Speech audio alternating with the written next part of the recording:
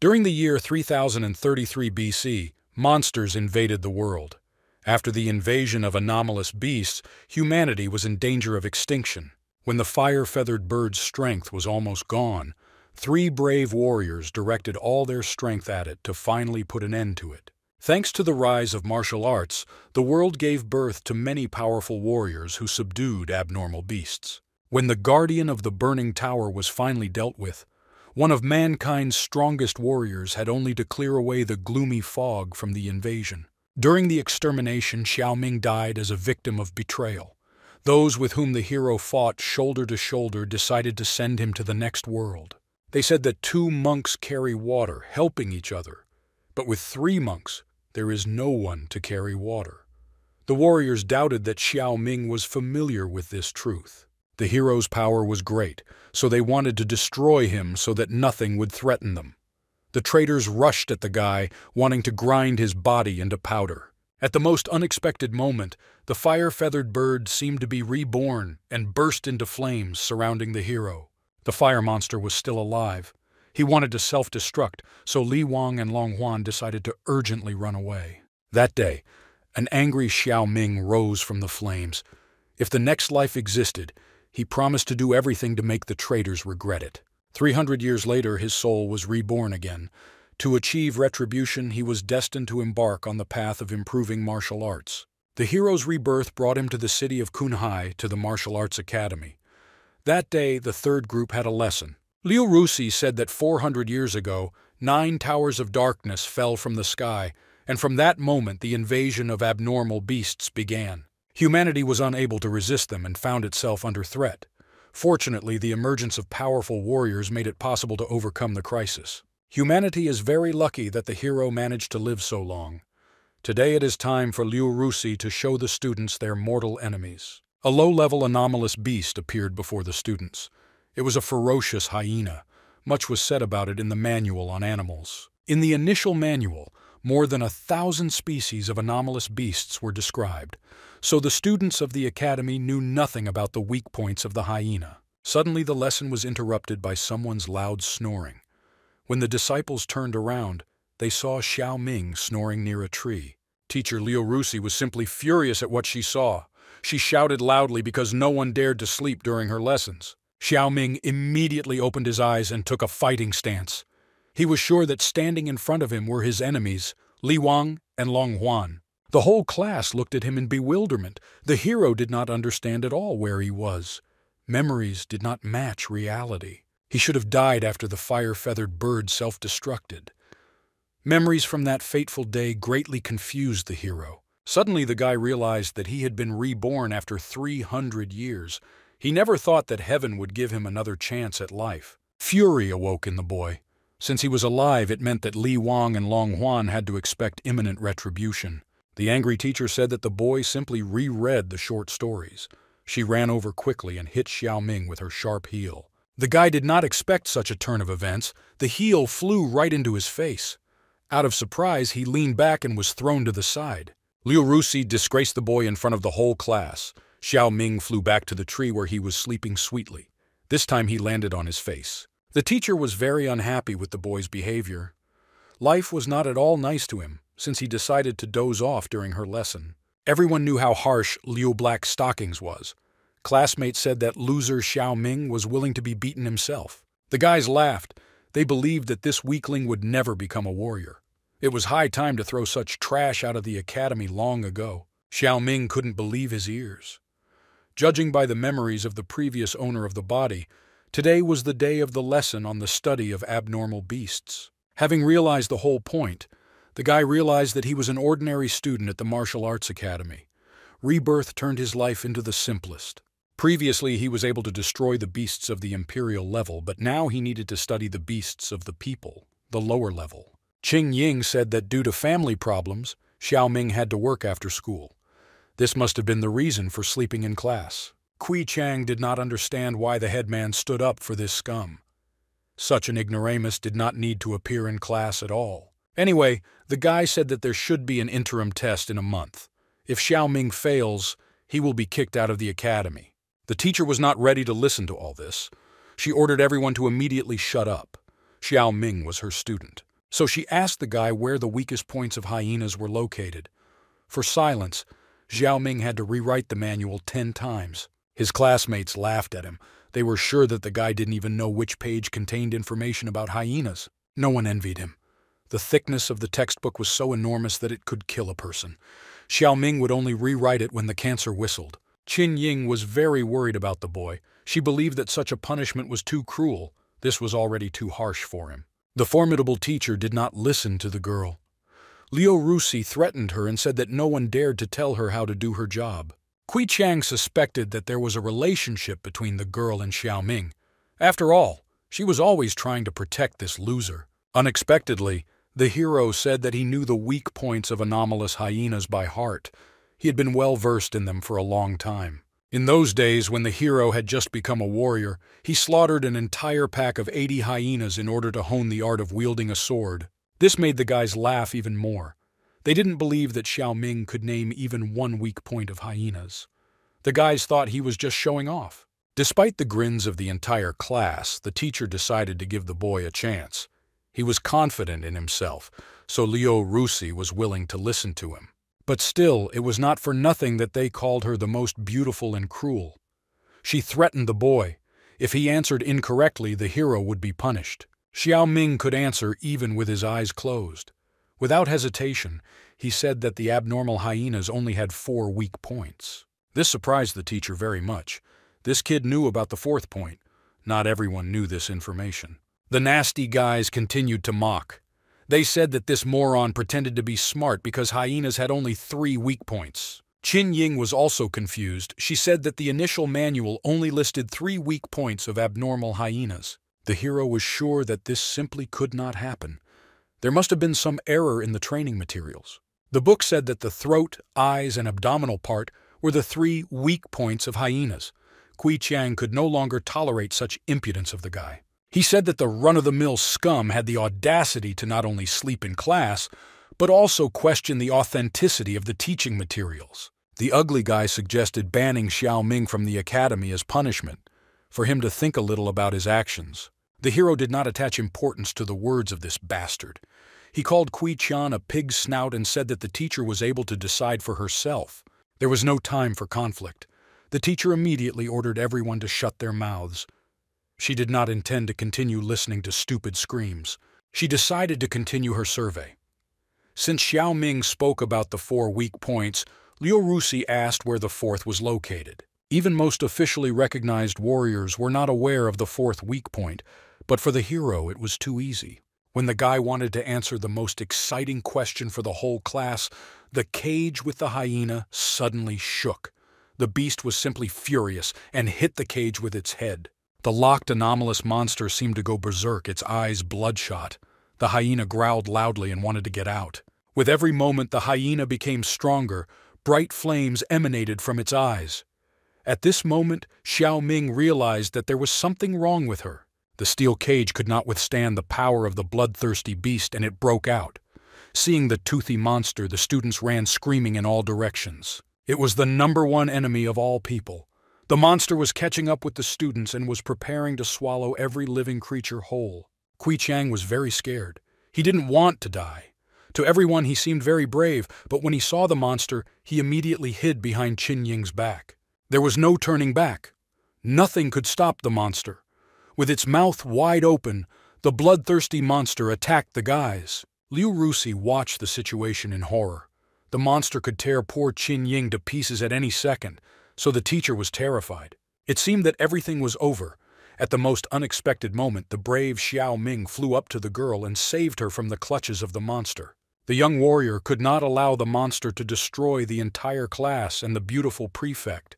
He directed the full power of his strength at the hyena. The boy's superpower made the monster scream in pain. The hyena's muzzle seemed to begin to crack and his abilities came out. A few seconds later, the terrible beast fell lifelessly to the ground. Xiao Ming turned out to be a real hero and saved everyone. He felt like a real warrior and said that the 4th weak spot of anomalous hyenas was located between their eyes. The strong male hands made young Qin Ying feel embarrassed. She was saved and not hurt a bit, so she thanked her savior. For some reason, The moment Xiao Ming held her in his arms, she felt completely safe. These feelings inspired her. The abnormal hyena was one of the weakest beasts of the folk rank. She shouldn't have had the strength to destroy the iron cage. The hero was sure that something strange was happening. Suddenly, energy came out of his body and transferred directly into the abnormal hyena's body. A holographic screen opened in front of the boy, on which it was written that by destroying the hyena, the guy received 1 unit of vitality. The hero realized that killing anomalous animals would give him an increase in vitality. This incredible system was made exactly for him. When the classmates returned, they could not believe their eyes. The guy they thought was a fool broke the hyena's skull with 1 blow. After examining the dead body of the hyena, Liu Rusi realized that even she could not achieve such accuracy and calculation of the force of the blow. Xiao Ming impressed everyone. In fact, he was clearly not what he seemed at first glance. Despite the delight, the students of the 3rd group were very afraid. They were worried that the monstrous monster was definitely dead. His knees were shaking. The hyena's corpse lay on the ground. There was nothing to fear, so the teacher calmed her students down. The whole class was safe. The 4th weak spot of the anomalous hyenas was indeed between the eyes.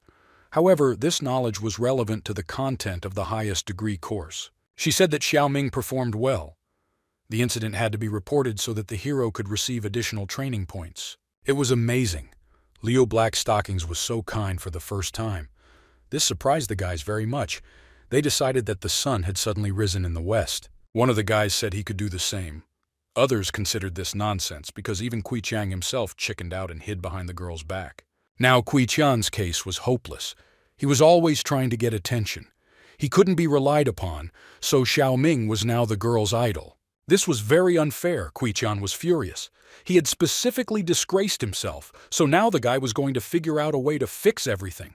The ugly guy said he was just looking for a good position to attack, but he just didn't think that Xiao Ming could get ahead of him. Even Xiao Ming, whose strength indicator was only 10, was able to fight such a battle.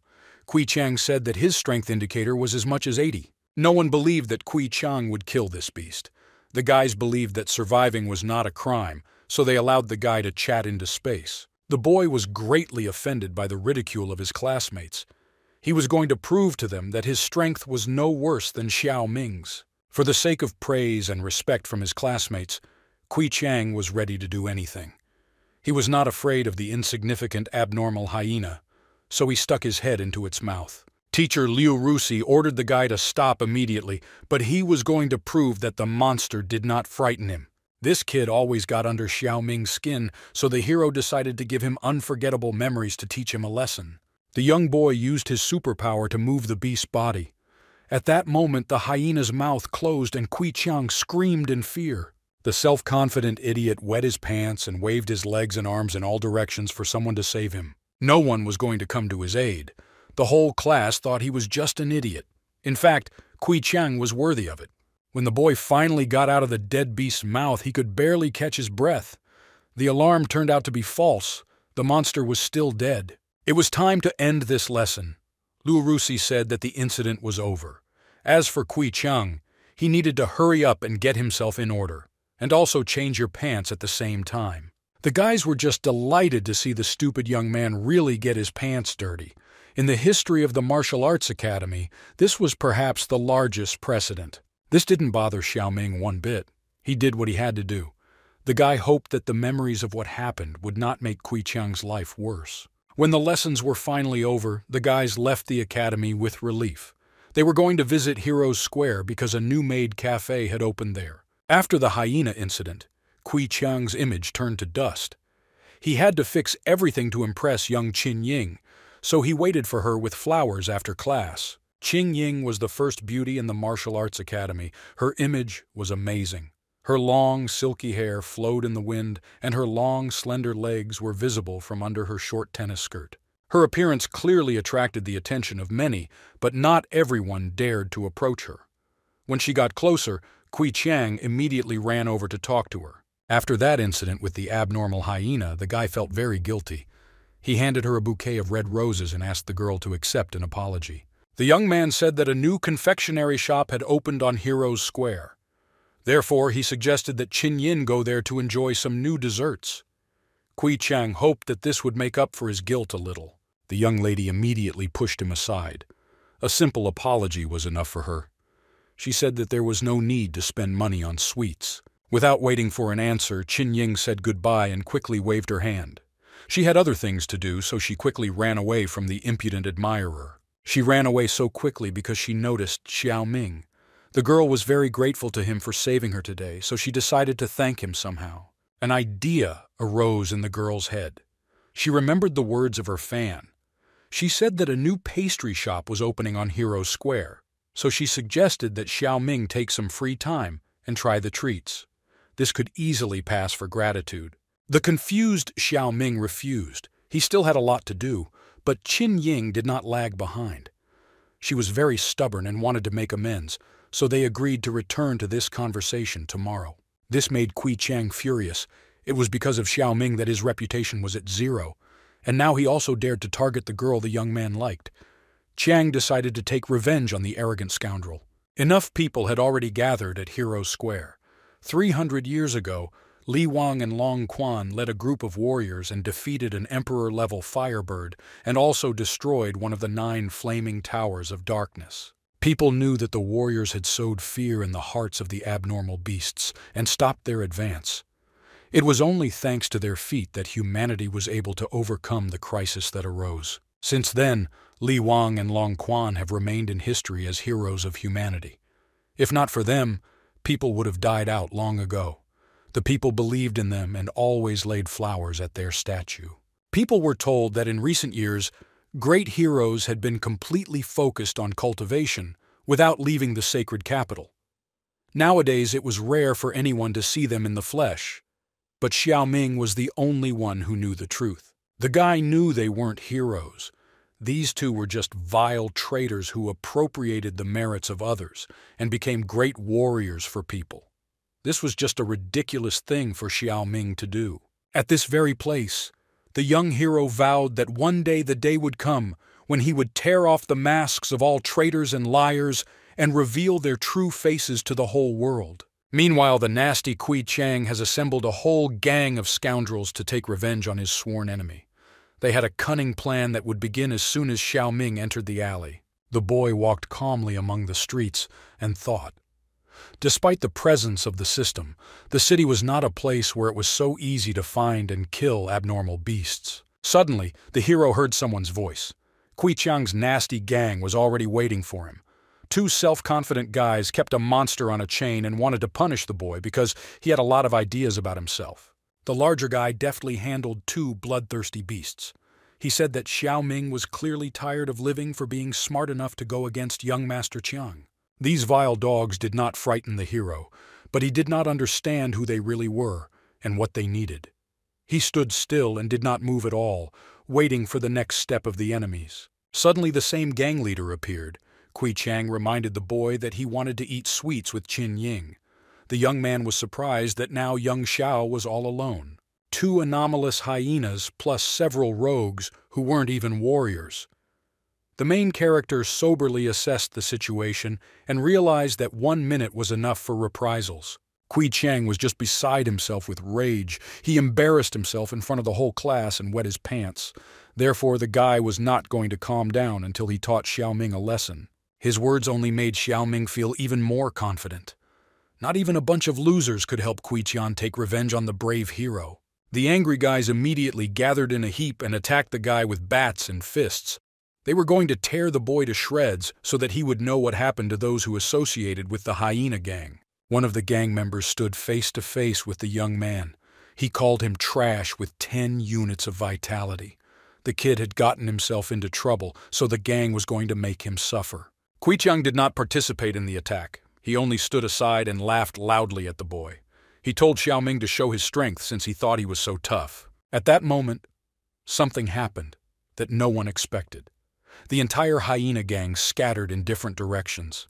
Everyone who stood in the way of the young hero felt severe pain. The guy completed his task. It took him less than a minute to scatter the entire nasty gang. None of them had time to take a step, and the hero immediately shed their blood. Kui Chang and his chief assistant literally stopped breathing from what they saw. They couldn't believe their eyes. Their enemy seemed invulnerable, and no one even noticed how he beat everyone. Xiao Ming was completely unarmed. He defeated them with his bare hands and was incredibly proud of himself. He said that no one could compare to him, not even the king of nobodies Kui Qiang. The angry Kui Qiang was not going to put up with such an act, so he ordered his assistant to immediately release the hyenas from the chain. Nothing could stop the young man.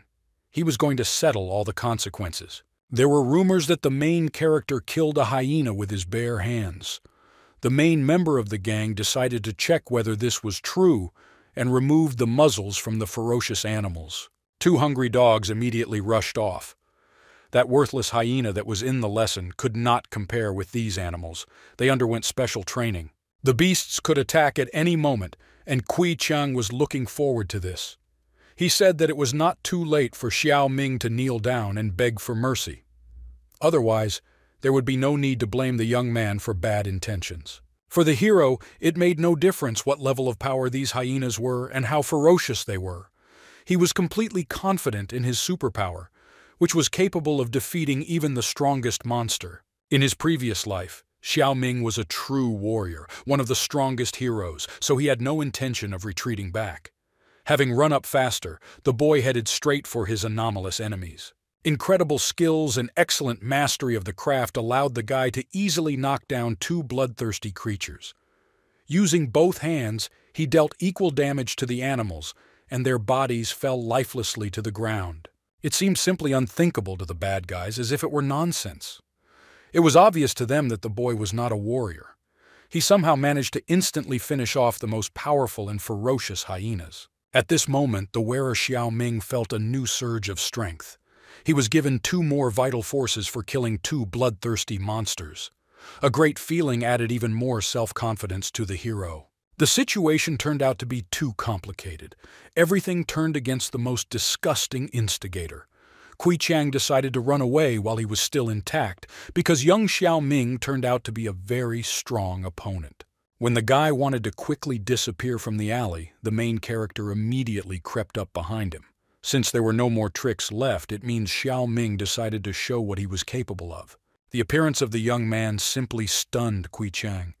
He was very panicked and worried for his own life. The guy tried to calm his enemy and asked for mercy. The young warrior did not listen to these pitiful requests. For him, it was just a circus. He decided to punish the insolent man and, swinging it harder, fired it right between his legs. It was an incredible sight. Young Master Kui was sent flying. He grabbed his place with both hands and flew into the air, screaming at the top of his lungs. Too little strength to kill the abnormal beasts outside the city. The guy didn't think that the solution to the problem would come to him on its own. The gang was the strongest in the western part of the city. It had several hundred anomalous hyenas in its possession. But one of the members was not going to give them to the hero so easily. The boss was looking forward to seeing how many hyenas he could kill, so several bloodthirsty monsters came out.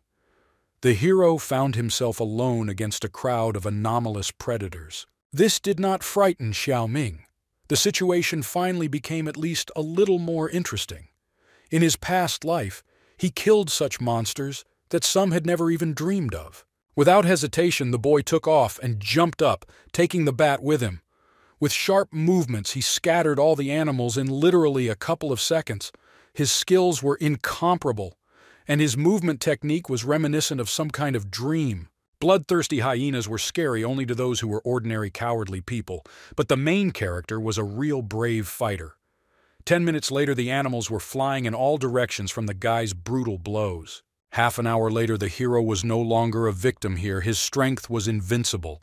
He beat the hyenas so much that they ran away from the guy in horror, but he still caught up with them. It seemed simply incredible. A boy in a student's uniform easily dealt with a crowd of anomalous monsters. They were of the lowest rank, but Xiao Ming was still endowed with life force in a huge amount. The feeling of increasing vitality was simply magnificent. All the animals were defeated. Today, One-Eyed Cade ran into a steel plate. It was too easy for the invincible boy. He only had time to warm up, so he asked Cade for a couple more hyenas.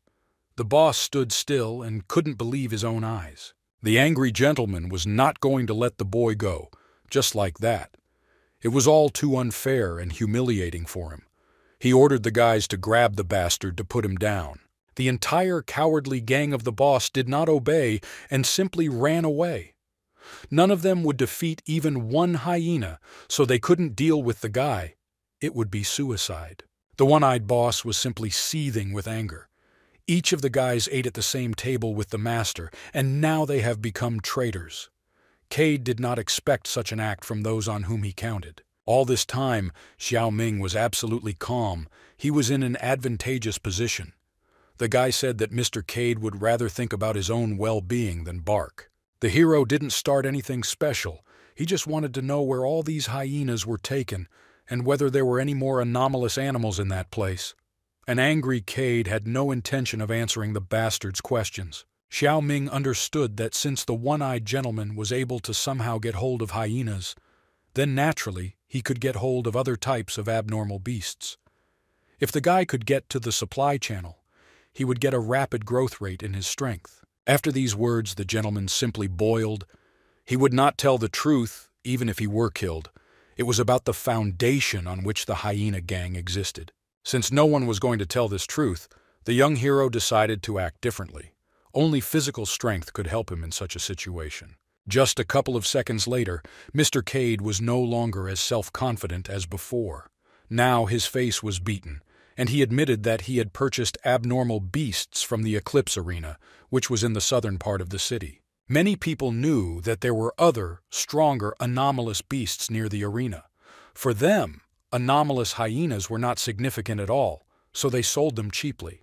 The gentleman said that there should be one discovery at the end of the week. The manager was a big shot, but no one knew his real identity. In his previous life, Xiao Ming often honed his skills in the Eclipse Arena, and to this day, no one has broken his winning streak record. This information suited the hero very much, so he ordered the gentleman to take him there next week. Mr. Cade was not happy because the arena had a membership system. Xiao Ming said that Cade had internal injuries in his solar plexus area, which had been worsening for about 10 years. The hero assumed that they were caused by the breath of a glacier hawk. Not only did he know everything, but he could also extract all the damage from the master's body. Cade was the king of Konghai. It would be good if he handled matters on behalf of Xiao. Therefore, the hero told him to prepare 3 grams of tree seed ash, 5 grams of crystals, 6 grams of purple mushroom spore liquid, as well as a clean room. All of the above materials were very expensive, used only by pharmacists. Mr. Cade did not understand why the guy needed all this. Pharmacists were capable of producing some damn strong medicines and elixirs. Taking the elixir could give even the most ordinary person strength comparable to that of warriors. The one-eyed gentleman was sure that if the boy was a pharmacist, then he should have been a member of the Pharmacists' Guild long ago. In that case, he could not be a student. The young hero gave only 1 minute to think, otherwise death awaited the master. Without hesitation, Cade jumped up and went on a mission. He had a cunning plan. He believed that if the boy was a pharmacist, then he had good fortune. The master could rise even higher in Kunhai with the patronage of Xiao Ming. After some time, all the necessary materials were found and delivered to a clean room. Having reached the peak of martial arts in his previous life, Xiao Ming spent some time practicing creating elixirs. The guy hoped that he had not yet lost his skills and immediately started creating the elixir. This was a very important moment in his new life. Xiao used his super strength and created a magical funnel, all 3 materials swirling in the air. Thanks to the molecular chain reaction formula, he dispersed all the objects. Only pharmacists were able to know the reaction formula and the like. The hero managed his skills perfectly and used solidification to finally complete the creation of the elixir. When the elixir was ready, the one-eyed gentleman could not believe his eyes. This medicine was supposed to help heal internal injuries. The hero spent a lot of effort creating this formula. Still, he had not done this for a long time, but he considered that creating a third-class restoring liquid served as practice for him. In all his words, Cade was only looking for benefit for himself. He realized that the market value of a third-grade medicine was at least 1,000 gold, and the master created it without any effort at all. There was no time to talk. Xiao Ming directed all his energy to transfer the medicine into the master's body and ordered him to open his mouth wide. As the elixir entered Cade's body, he felt incredible energy within him.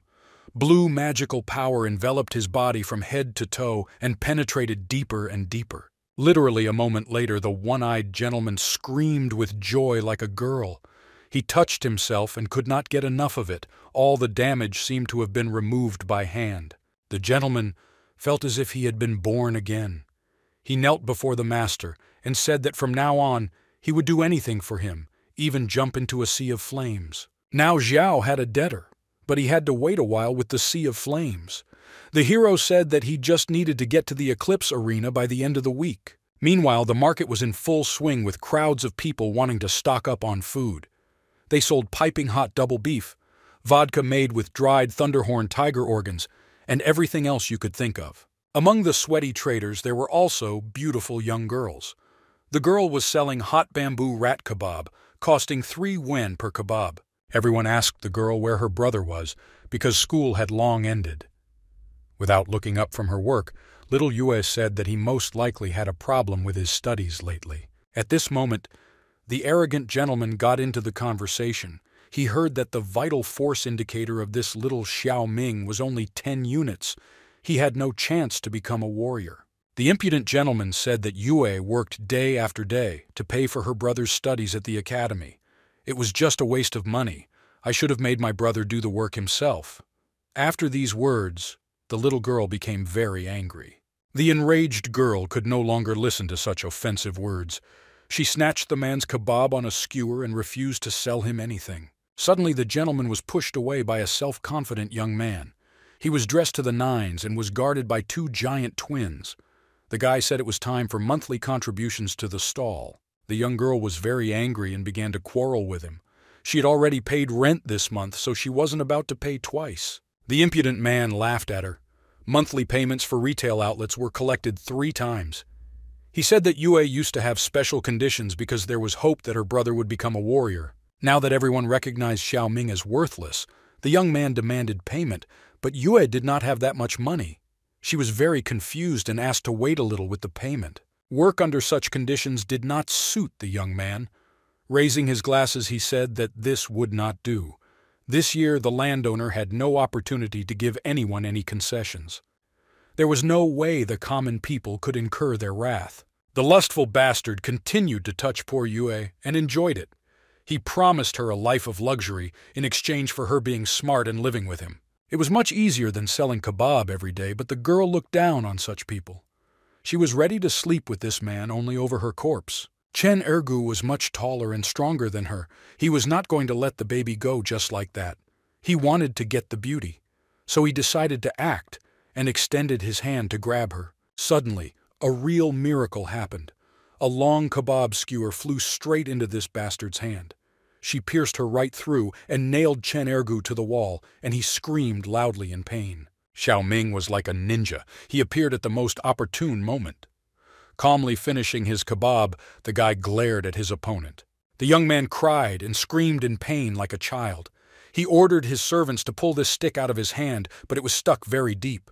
The twin tried his best to pull her out, but the boss screamed even louder. People were simply shocked by the appearance of a hero who, with great strength and accuracy, pacified the lustful goose. Everyone thought the guy was a weakling, but his strength surprised everyone. His appearance was incredible. Even Yue couldn't believe it. Being her brother, Xiao Ming wanted to teach a lesson to any scoundrel who dared to offend her. The baby immediately attacked him with hugs and began to squeeze her brother's cheeks. She realized that it was not in vain that she hunched over in the market, earning money for her studies. All troubles for Yue are now behind us. The girl's joy knew no bounds. She wanted to know the difference between a person and a warrior. But Xiao Ming asked her to calm down her ardor. In fact, he was not yet a warrior. These words upset the little girl. She hoped so much that her brother would finally prove his strength to everyone. She would be very proud of him. Her efforts were not in vain. By that time, Chen Ergu was already free. He was literally seething with anger. He was going to properly deal with the guy so that he would understand who he had messed with. The young hero was ready for any battle, but his sister took him aside. She believed that the opponents were not equal because Xiao had not yet become a warrior. There was no turning back. It was too late to escape. The cruel gang surrounded the guy from all sides so that he would be trapped. It seemed as if the boy was now in real danger. When Chen came very close to Xiao, he pulled out a knife from his pocket, but the hero remained calm.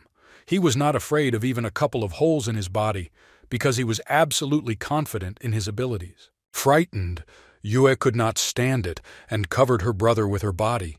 She agreed to the proposal in order to save her brother. It was already too late. The young man told her not to worry, because he would not have killed Xiao very quickly. Mr. Ergu was going to let the boy see with his own eyes how he would have fun with Yue, and then let the girl see his brother's death. Without listening to the end of the disgusting plan, Xiao Ming immediately ran up to the enemy and gave him a good slap in the face. A huge force pushed the ugly turkey aside. No one dared to raise a hand to the baby or even touch her with words, so the fire of revenge appeared in the eyes of the young master. He told his enemies that they were clearly tired of living. The dear sister was seriously frightened, because her brother was not yet a warrior. The hero immediately reassured her, and said that he still had very little time left to become a warrior. He entrusted her with a lot of things, so from now on he was going to protect Yue. When the young man landed on the ground, his face was swollen like a red, ripe tomato. No one dared to hit his elegant face, so he ordered the twins to tear the enemy into pieces. The two brothers immediately towered over the hero like two rocks. Their strength was too much for even the strongest fighter. They asked the little guy to choose how he would like to die. Exactly a second later, the comedian duo was already lying on the ground, foaming at the mouth. Even the tallest cabinets fall very loudly, so it was not difficult for the hero to disarm them. From then on, the boy was no longer a simple student of the martial arts academy. He was a real hero.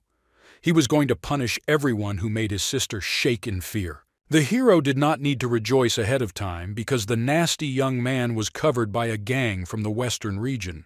He said that whoever dared to go against it would get it from Cade from the Hyena Gang. People stopped Xiao Ming. The Hyena Gang dominated the western region of the city, and such simple people could not aggravate their anger. Everyone said that this gang had hundreds of hyenas at their disposal. His sister said that he should not have gone against the gang of hyenas. The boy was still too young to go straight into the clutches of the executioner. The hero was very surprised that Cade was the boss of such an idiot. But the young man jumped up and began to laugh loudly. He said that it was too late, and Xiao Ming was about to die. At that moment, the one about whom there were terrible rumors appeared. There was a huge variety of drinks and food on the streets, so Mr. Cade bought a couple of treats for Xiao Ming. The one-eyed old man gave all the treats to his boss. He said that if he suddenly made a mistake with his choice, he could buy something else. Everyone around them could not believe what was happening. The head of the Hyena Gang himself literally bowed down to some pathetic boy in a school uniform. His demeanor surprised everyone so much that their eyes widened. The hero did not wait, and told the old man that one naive simpleton had offended Yue's sister and had to be wiped off the face of the earth. Upon learning that someone dared to offend the master's sister, Mr. Cade became very angry.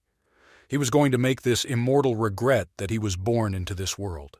Master Xiao Ming took advantage of the situation and said that the impudent one said that he could be willful here thanks to Cade's roof. These accusations made the gentleman bow down to the boy even more. Chen Ergu from the Second Dog Gang gave the master a gift last winter, and in recent years he has worked hard to help him manage Luxing Street. Even so, Mr. Cade prescribed a good slap for the young man. The guy couldn't know that Xiao was friends with the boss. It seems that now he needed to spend a lot of money to survive. Well, in the end, Chen was going to cover the losses at the expense of the rabble from Luxing Street. People were very scared. The fees doubled. They were already barely making ends meet, so they simply could not survive. Confused citizens decided to ask Xiao Ming for help because he was on good terms with Cade. Some of them doubted. They believed that the guy would not solve the issue of money, covering for the poor people. The nasty Chen Ergu asked the boss for another chance to justify his trust, but that would not save him. Cade was literally sickened by the sight of him, so he struck hard again. No one dared to displease Xiao's benefactor or raise prices twice as much. Therefore, the one-eyed man decided to expel the young man from the gang as punishment. Cade immediately apologized to all citizens and said that he did not lead his subordinates strictly enough. As an apology, he announced that from now on, Lusain's outlets would no longer be charged fees. For many years, people have suffered from huge monthly payments, and now their dream has finally come true. Citizens could now even save money for marriage, and were sure that this was due to respect for Xiao. In the past, they underestimated the guy and considered him an ordinary idiot. But now, people saw him as a real hero. The entire street heard applause and gratitude in his honor. No one could have imagined that Brother Yue was so handsome. The boy turned out to be a worthy warrior and a real brave man. The boy was pleased with how Cade handled the situation, so it was time to say goodbye. The agreement remained in force. At the end of the week, the gentleman had to take the young master to the arena. Meanwhile, Qin Ying of the great Qin family returned home. Her father heard that there was a lesson with an abnormal beast at the martial arts academy today. The girl said that she was not at all scared. She decided to remain silent about the incident with the anomalous hyena breaking out of its cage. Otherwise, her father would start lecturing. Qin Ying said that the class featured only low-rank monsters. She had seen much more ferocious specimens when her father took her to the Eclipse Arena.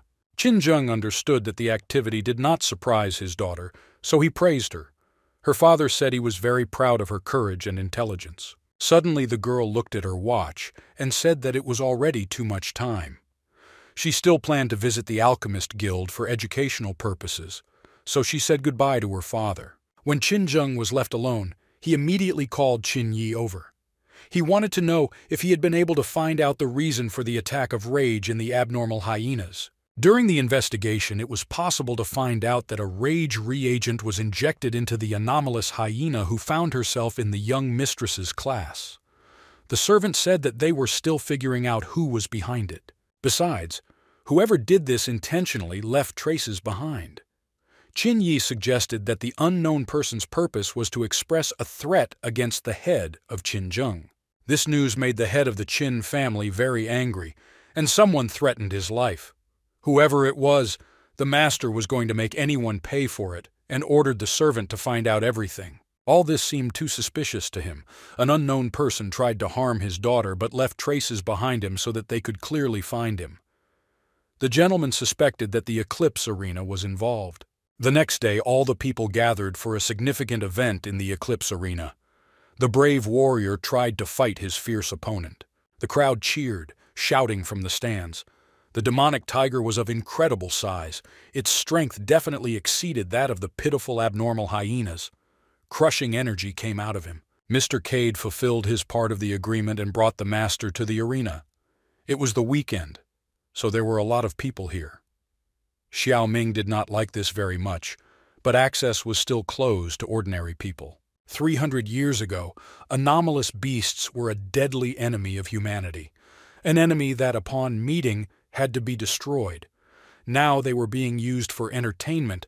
Xiao didn't know whether this should be considered degradation or progress. Meanwhile, a real bloodbath was taking place in the arena. The demonic tiger was very angry and attacked the man with all his might.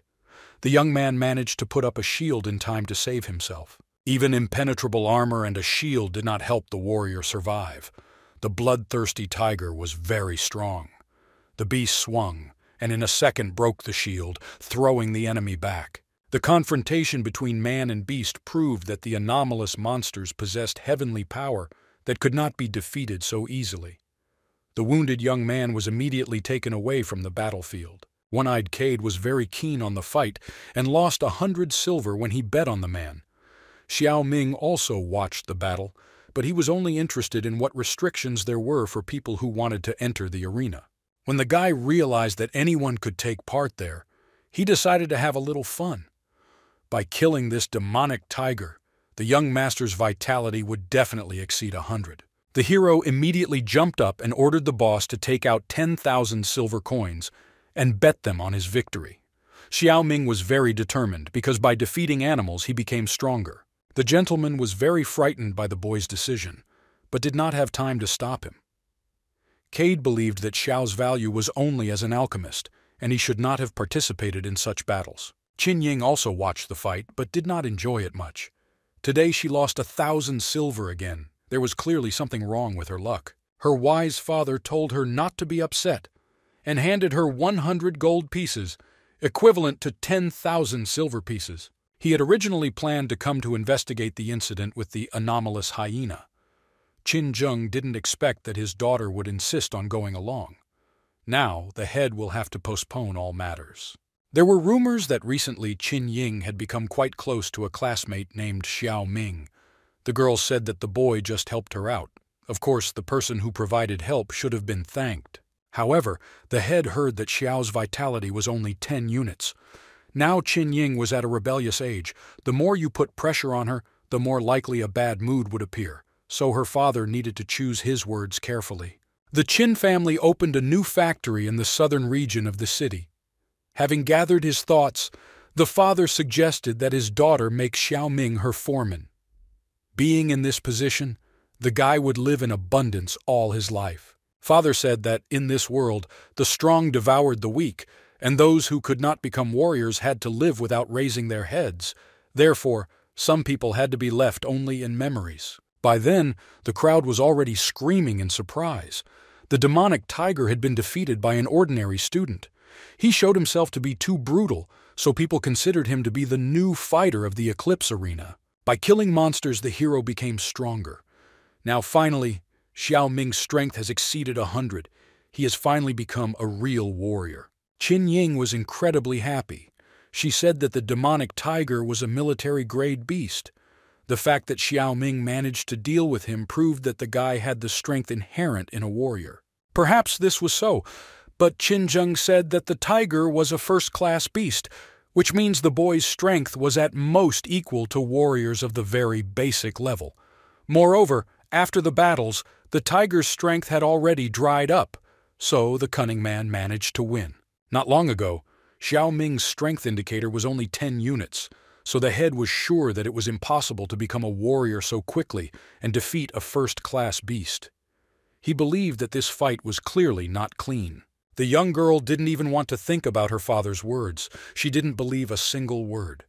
She believed that Xiao was quite strong and worthy of victory. After the demonic tiger was taken from the arena in disgrace, the young hero felt incredible self-confidence.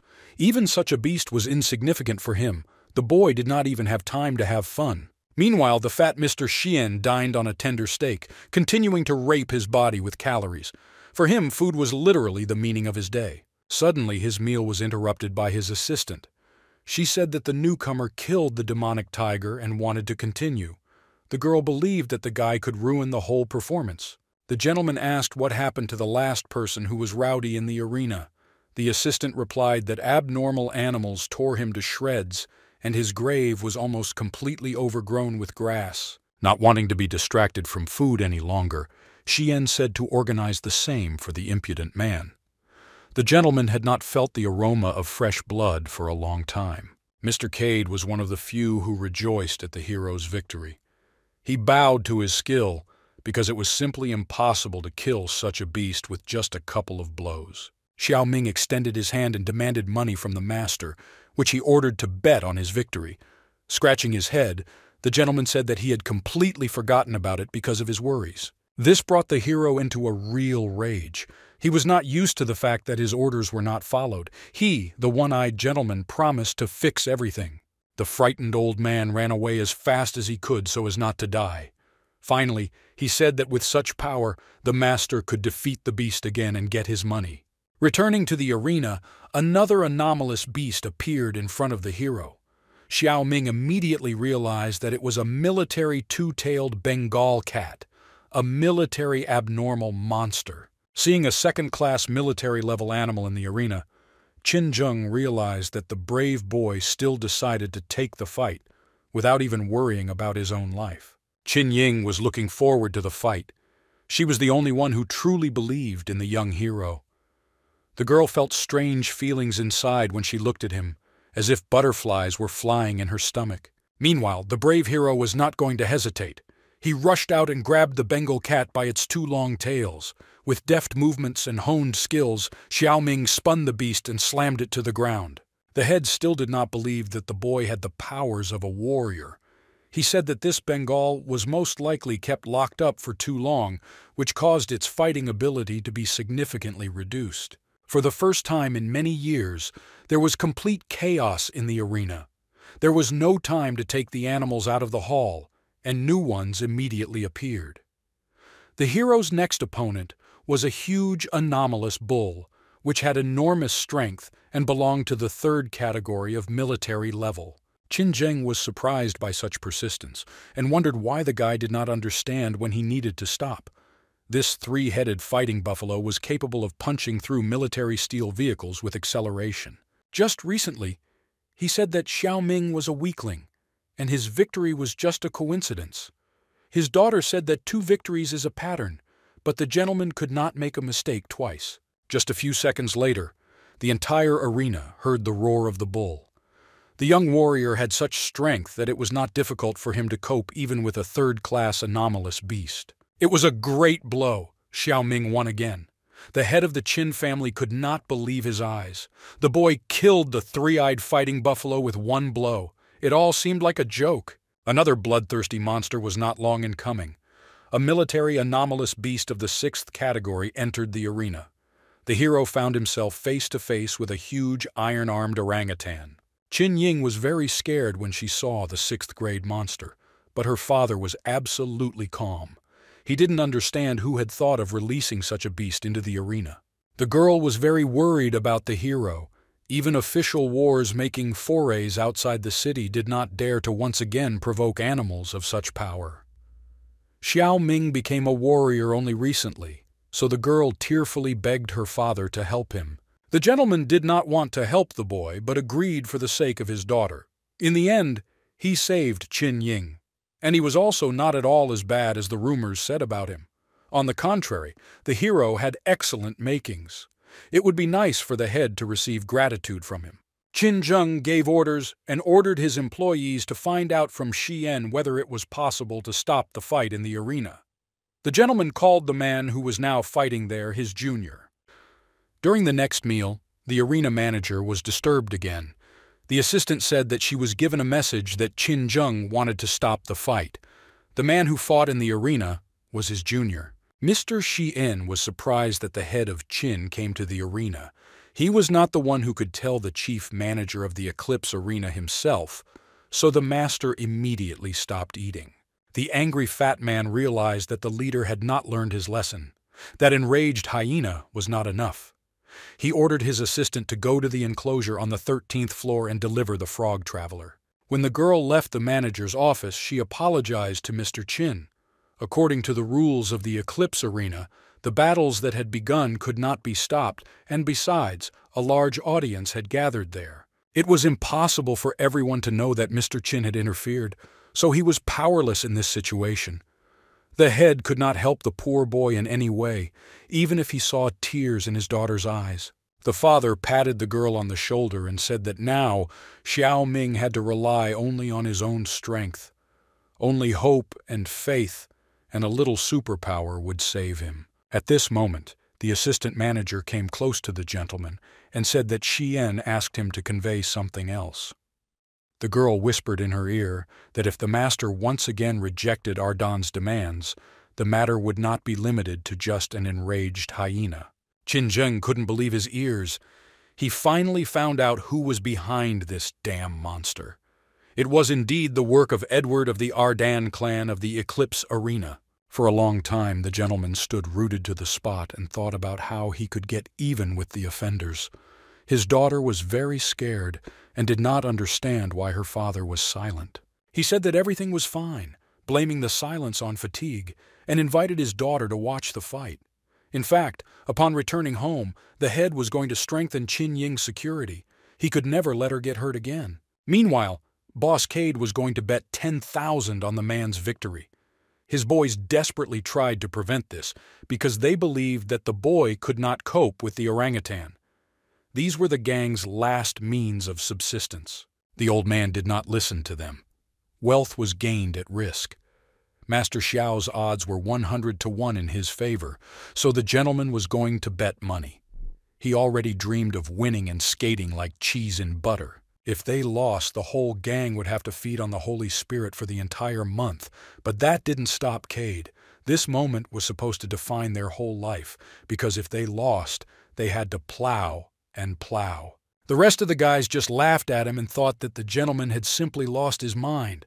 The boy's defeat was only a matter of time, and betting money on such an event was like donating it to the arena. Meanwhile, young Xiao Ming faced death itself, which had to either take his life or allow him to live on. A huge, bloodthirsty orangutan attacked the boy with force, but he was absolutely calm. The boy was not as simple as those around him thought.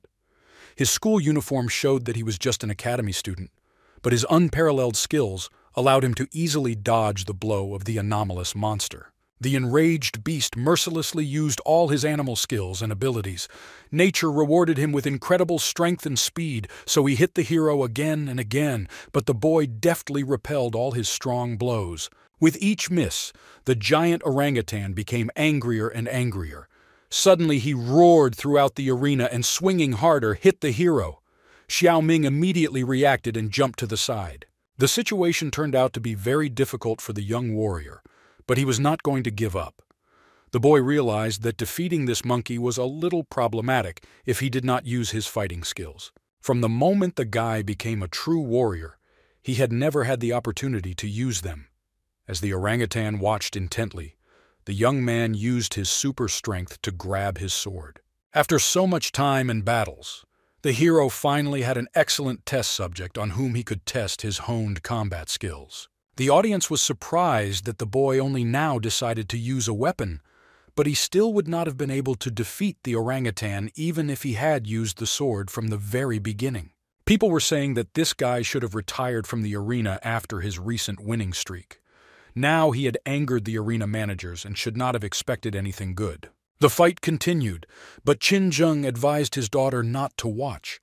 He was sure that the boy could not win, only given the slightest chance he could survive, but for the rest of his life he would be forced to lie on a bed. These words made Qin Ying very angry. She did not believe in her father's words and considered it her duty to help the boy. She had too kind and big a heart to abandon her savior in trouble. Meanwhile, the situation was heating up. The anomalous beast screamed at the top of its lungs and jumped into the air. Clenching his huge fists with all his might, the orangutan was about to destroy the enemy with his own weight. Everyone was looking forward to the end of the battle. The moment was very tense. The crowd shouted for the boy to kill the beast, and Cade prayed, because he had bet all his money on his victory. Qin Ying was the only one who worried about the hero with all her heart. She did not look for any benefit in this battle. Tears appeared in the girl's eyes. She wanted to run into the arena, but her father stopped her. Never before had the hero experienced such skills in his new life, but faith in himself allowed him to move forward. Xiao Ming swung and used the Thunderblade Cleave to defeat the monster. An incredible force came out and headed straight towards the enemy. A precise and fast blow cut the orangutan in half and made him scream in pain. Literally a second later, the body of the dead orangutan fell to the ground with a roar. With one blow, the hero finished off an anomalous beast of the 6th rank, thereby proving his strength as a warrior. Undoubtedly, for all the spectators, this kid was a powerful warrior who decided to pretend to be a simpleton. Some looked at the hero with surprise, and some even wanted to marry him. All this time, the head of the Qin family kept his daughter's eyes closed, but he himself did not believe his own. He could not understand how this could happen, because the guy finished off the beast with one blow. The frightened girl opened her eyes and finally saw that the bloodthirsty orangutan had been defeated. She still couldn't understand how exactly the beast died, and who actually came to Xiao Ming's aid. The father did not lie to her and told her that the boy used incredible technology and managed to cope with the monster alone. These defeated anomalous beasts greatly increased the young master's strength. Xiao Ming received more than 200 vital forces, which was an excellent result. The gang of hyenas rejoiced at the victory and shook money. The master won, which means they earned a lot of money. Mr. Cade raised almost 10 million silver. The guys were throwing money in all directions, causing real chaos. Xiao Ming only stood aside embarrassedly. There were too many people around for them to do such a disgrace. After the fight, Mr. Cade came to the main hall of the Eclipse Arena to show off once again. Many people placed bets, but only he bet on Xiao Ming. The hero was not so happy about his victory. This time he earned a lot, and these funds should have been enough to change his living conditions for the better. Now Yue wouldn't have to work so hard. At this moment, Qin Ying ran up to the guy. She ran so fast that she was out of breath. The boy did not expect her appearance at all, because he thought that she was not in the arena. The sweet girl said that she had been watching the hero from the VIP box all this time. The incredible performance impressed her greatly. Xiao Ming was truly magnificent. The young man thanked the girl, but could not say anything more. An awkward silence hung between the guys. Both were very confused and could not find the right words. Qin Ying's father stood nearby and called the girl. There was no time. It was time for them to go home. The girl decided not to wait and take the first step. The following month, the 5th day, was Qin Ying's birthday. She was very embarrassed, but invited the boy to a banquet on this occasion. Despite the strong embarrassment, the little girl gained strength to look the guy in the eyes for the first time. Her feelings were sincere. She was so young, but she already felt feelings of love inside her. Xiao Ming appreciated the gesture and promised to come to the banquet if there was nothing urgent. At this point, the young guys agreed and said goodbye. The lightness of this girl could be felt a kilometer away. This led the hero to strange thoughts. He began to suspect that she had fallen in love with him. On her way out, the young lady came across something very nasty. The green toad abruptly blocked her path and apparently had no intention of leaving. Qin Ying didn't understand where this cute frog came from, but Xiao Ming immediately suspected something was wrong. He immediately jumped up and rushed forward to stop the girl. It was already too late. The cute toad seemed to have begun to transform. A green star burned in her forehead, which enveloped everything around her with its strange green energy. The guys immediately stepped aside, but were simply shocked by what they saw. The energy was magical in nature and frightened the young heroes. Suddenly, an urgent message sounded. There was silence in the hall. People were scared. They were informed that an anomalous animal, a frog traveler, had emerged from an underground enclosure. It was capable of teleporting to a distance of up to 1,000 kilometers. There was a high probability of teleportation outside the city into a high-risk zone. All visitors were asked to disperse immediately to avoid danger. Suddenly, the centuries-old silence in the gloomy forest was interrupted by human cries. The magic frog transported the heroes there in a second, and they fell through the portal with a roar. An angry Xiao Ming grabbed the frog and squeezed it with all his might. The guy was literally seething with anger that the toad had taken them to this place without consent. When the boy wanted to crush the frog to death, the guys heard a strange growl. Turning around, they were literally dumbfounded with fear. Things were bad. Several bloodthirsty animals came out of the forest.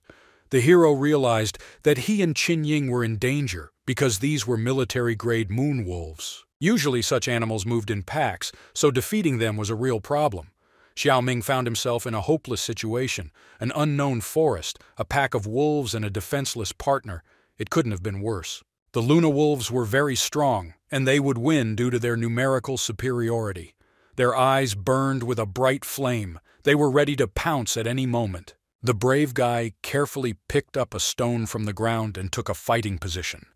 During the fight, he would not be able to keep track of the girl, so he told her to run away after he counted to 3. Qin Ying did not answer, so the hero decided to turn around and saw a strange picture. With her back turned, the girl sat silently on the ground. At that moment, the bloodthirsty wolves took off and attacked the boy in a crowd. Now it was too late. The hero had no choice but to fight. Pushing off from the ground, Xiao Ming jumped high into the air. He used just one stone to deal devastating damage to the abnormal beasts. In just a moment, everything was ready. The boy easily dealt with and defeated the enemy. The moon wolves lay lifelessly on the ground. It didn't look like these animals were actually aggressive. Xiao Ming was proud of himself. A couple of wolves were a mere trifle for a warrior like him. Therefore, there was nothing to be surprised about.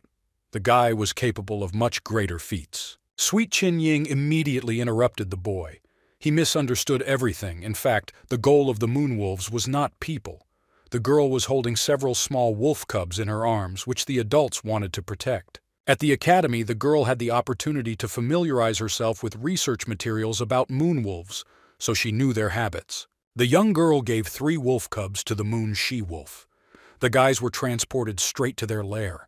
Most likely the wolves mistook them for enemies and therefore sought to protect the cubs. For complete peace and harmony, the heroes only needed to return their cubs to the moonwolves. They immediately recognized the babies and began to wash them. At this moment, Xiao Ming realized a lot of things. Even so, the anomalous beast was still a beast. The guy knew that they had always been the enemies of humanity. Now these moonwolves were absolutely defenseless. If the guy decided to deal with them, 10 seconds would have been enough for him. For humans, a good abnormal beast meant a dead abnormal beast. The hero was completely different from young Qin Ying. They were too different. The girl had a very kind heart, so she offered the hero to hold the cute wolf cub for a while. Xiao Ming immediately began to wave her off with his hands. He was a real warrior, not a fluffy kitten. His heart was not so big and kind. The girl did not wait and put the baby in the hero's arms. Feeling the warmth of the soft, innocent lump, the guy realized that he had never experienced such warm sensations. Qin Ying was right. These anomalous beasts had their own feelings. They even had the concept of family. Xiao Ming realized that in this aspect there was no difference between humans and beasts. Suddenly, one moonwolf grabbed a small rabbit with his teeth and handed the prey to the hero. The boy was very surprised. The anomalous animals were capable of expressing gratitude. Qin Ying said that since the guys returned their children to the wolves, they were able to gain their favor. It seemed simply incredible. In 300 years, the animals had managed to evolve so much. Meanwhile, in the bushes, sat a man whose opinion was very different from this one. The hero heard a rustling in the bushes and turned around to see a gentleman aiming straight at the wolves. The guy didn't have time to do anything, and the bullet immediately pierced straight into the moon beast. His eyes froze in place, blood gushed in all directions. The man hit the target and the body of the anomalous beast collapsed to the ground, forming a pool of blood underneath. The heroes literally froze in place from surprise, and tears appeared in the girl's eyes. It was too dangerous to be near the wolf. An experienced shooter was still sitting in the bushes. Xiao Ming realized that he needed to act urgently and attack the girl to push her to safety. At that very second, a real military operation began in LSU. Dozens of shots rushed at great speed straight into the clearing with the wolves. Thick smoke enveloped everything around. Several armed men were sitting in ambush. They had incredible heavy weapons at their disposal. They had to act carefully so as not to snag the cubs because they could pay a large sum for them. Frightened moonwolves ran from side to side in panic, trying to protect their babies from the shots. Their feelings were reminiscent of human ones, but animal instincts were breaking out more and more. The wolves could not wait any longer. They had to do everything to protect their kind. The blood of bloodthirsty animals flowed in their veins, so they attacked the people to tear them apart. Cruel people were not afraid of wolf anger. They were well armed and prepared. The guys pulled out sharp blades and attacked the animals. People easily dealt with the moonwolves, leaving a couple of knife wounds on their bodies.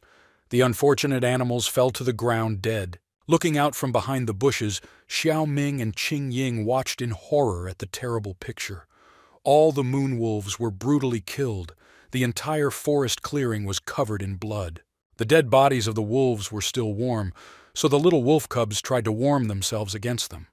The kids could barely move their paws, but were desperately trying to get the attention of their relatives. What she saw shocked Qin Ying, and her heart literally broke into pieces.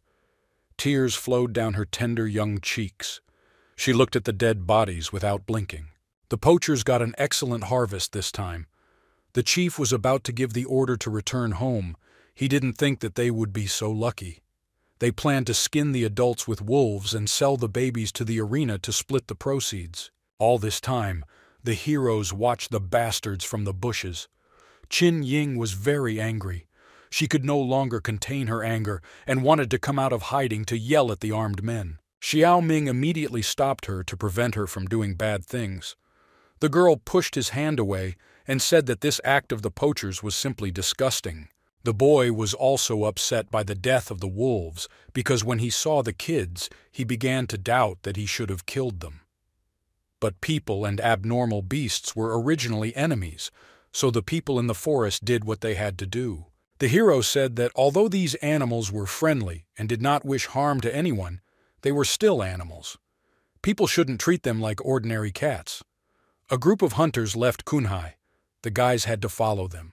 Xiao Ming took the girl by the hand and said that 300 years ago, the rampage of abnormal beasts knew no limit. Only by uniting did humanity manage to repel them. Therefore, if he had to choose between people and monsters, people were always more important to him. Recently, the leader of a gang of hunters saw two guys in the forest and was about to follow their trail.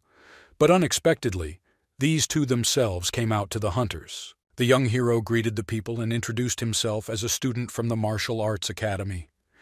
He said that due to unforeseen circumstances they were carried into the forest, and now they were hoping for help from hunters. The chief hunter thought about the boy's words and looked lustfully.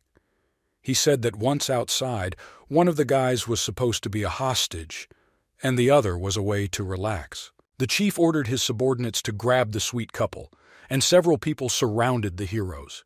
They clearly pursued lustful goals and were pleased to have met such a beauty and a cute boy. Xiao Ming was not afraid of them. In fact, he was a brave warrior.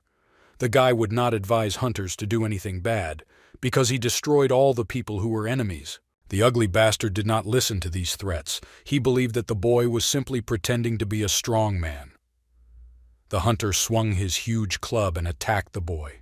The young hero could not help but respond to such a violent impulse to die. With a quick movement, he stopped the baton and said that some people were more disgusting than abnormal beasts. Using his honed skills and super strength, the boy directed all the energy back at his opponent. The ugly hunter flew away with great force. A strong whirlwind swirled the gentleman in the air. He twisted several times and hit right against a tree. The other hunters watched the fight in surprise. Xiao Ming liked this situation much more. He once again proved to all the dogs who was the real warrior here. The boy waved his fingers and invited the pathetic hunters to continue the fight. The leader of the gang of hunters could not contain such impudence and became very angry. He ordered his hunters to immediately pounce on the guy and destroy him. A gang of scoundrels decided to surround the boy from all sides. Some pointed their guns at him while others attacked him with their bare hands. This plan seemed ideal to them and should help take the boy by surprise. With tremendous speed, the red-hot bullets flew straight at the hero, but this speed was still too little. This was too slow an attack for the great warrior. He could literally see the bullets coming. The hunter's plan collapsed at the most unexpected moment. Using the Gram Flash combat skill, the guy scattered all the nasty bastards in a matter of seconds. Flashes of lightning scattered them in different directions. The head of the armed gang could not believe his own eyes. His opponent was indeed very strong and well prepared. The master was the next victim of the young warrior. Now they stood face to face. Before delivering the next crushing blow, the hero decided to reward his opponent with a short conversation. He asked why the master was attacking the academy students, being a hunter from Kunhai. The man's anger had already reached its limit. He was angry with every word spoken, and he was not going to answer a single question to the brat whose milk had not yet dried on his lips. The enraged gentleman attacked the boy and invited him to taste the power of a deadly fiery fist. Xiao Ming stood motionless. For him such blows were just dust. When the fiery fist was already very close, the boy was easily able to stop it. By his actions, the hunter violated Article 28, Paragraph 15 of the Federal Charter, so the hero wanted to deal with him in accordance with the established punishment. Such a disgusting creature deserved only death. He could not be called a man. Swinging harder, the brave warrior hit his enemy in the face, wanting to destroy the scoundrel. The mustachioed gentleman tried to say something about his boss, but no connections would have saved him. Blood gushed in all directions, and the man was thrown back with force. Having gone against the brave boy, the hunter signed a contract for himself. Everyone who stood in the way of the great Xiao Ming had long been lying underground, being fed to worms. Wanting to punish the nasty hunter, the young hero beat him non-stop. No one had the right to show such cruelty to people, and especially to little Yue. When the gentleman was already barely breathing, he bowed his head in front of the hero. Through drool and blood, he told the boy to wait for retribution from Mr. Queenie. These childish threats did not frighten the young man one bit. Rage began to awaken even more powerfully in his veins. He was free every day, so he eagerly awaited the appearance of Mr. Queenie. When the fight ended, Qin Ying finally emerged from the bushes. The most important thing was that she and the 3 moon babies were okay. These were all the offspring that remained after the moon beasts. The kids would not be able to survive on their own. If abandoned, they would simply die. The girl couldn't leave the poor things, so she asked Xiao Ming to take them with her. Xiao Ming didn't really want to take the kids, but he still agreed. He decided not to waste time and quickly inspect the prey. A group of hunters would have a lot of equipment that would be useful to the hero. When the boy was examining the hunters, a small bag fell out of one of them's pocket. There were several blood crystals in this bag. The young man never expected that they had something like this. These were not ordinary hunters. Blood crystals were a clot of saturated vital energy. As they solidified, they formed crystalline rock. By absorbing them, warriors were able to increase the level of vitality. All the work in the forest was done, so the heroes needed to get out of there as quickly as possible. The smell of blood could attract the attention of other abnormal animals, so the guys ran away as fast as they could. Meanwhile, armed reconnaissance continued in the thicket of the forest. Judging by the signal, the 3rd group was nearby, but the soldiers did not find anyone. When the group finally reached the desired point, they saw that all the hunters were dead. The commander ordered an immediate search of the bodies and search for blood crystals. Among the soldiers was Kui Chang, who was eager to start hunting the star doe. It was Qin Ying's birthday next month, and the young man was going to give her a doe's head as a gift. Suddenly the boy saw many corpses and was simply shocked. He did not understand why there were so many dead in the forest and who was behind it. The soldiers searched each hunter's corpse for a long time and carefully. They checked pockets and hidden places on clothes, but they could not find blood crystals. Commander Yue was beside himself with anger. He said that the fallow deer hunt would have to wait. Now there were more important things to do. Some thief stole the crystals, so he decided to immediately track him down. Meanwhile, the heroes left the forest and found themselves in a place completely forgotten by life. It was a city reminiscent of a place that had suffered a disaster. It was completely renounced from the world. The city was completely empty. Houses were broken down, and shops had long been robbed. Everything around was shrouded in fog, and empty cars stood on the roads as if there were people there just yesterday. It was as if they were leaving this place in a hurry, so they even forgot the necessary things. There was deathly silence all around, but only hungry crows reminded us that this was a living world. There were buildings even taller here than in Kunhai. Xiao Ming said that during the old era, this was a business center.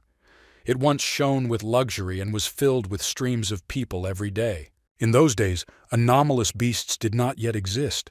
Residents lived a quiet life and were confident in the future until they found out about the monsters. Qin Ying could barely keep up with the guy. She said that the road strip was even closer to the forest, so it would be better for them to move outside. Xiao Ming told her that wandering around the forest at random was too dangerous. The best thing to do was to look here for some kind of map that had been preserved from the old days. The hero knew that this way they had a better chance of avoiding meeting their comrades from the group of hunters. The girl agreed to this plan, but the moon babies were still with her. The guy should have found a parking place where they could safely leave the wolf cubs in safety. Suddenly, the heroes heard strange sounds coming from somewhere above. They were very scared, and Xiao Ming began to suspect that it was an anomalous beast. The brave hero decided to check the situation. Today they would most likely have to spend the night here to thoroughly scout the area for danger. Meanwhile, a desperate warrior came face to face with the most terrible enemy of humanity.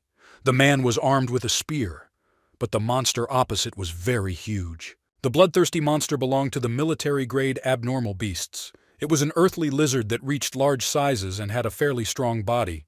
The brave warrior was actually a fragile girl. Young Lona was armed and stood opposite her enemy without even blinking an eye.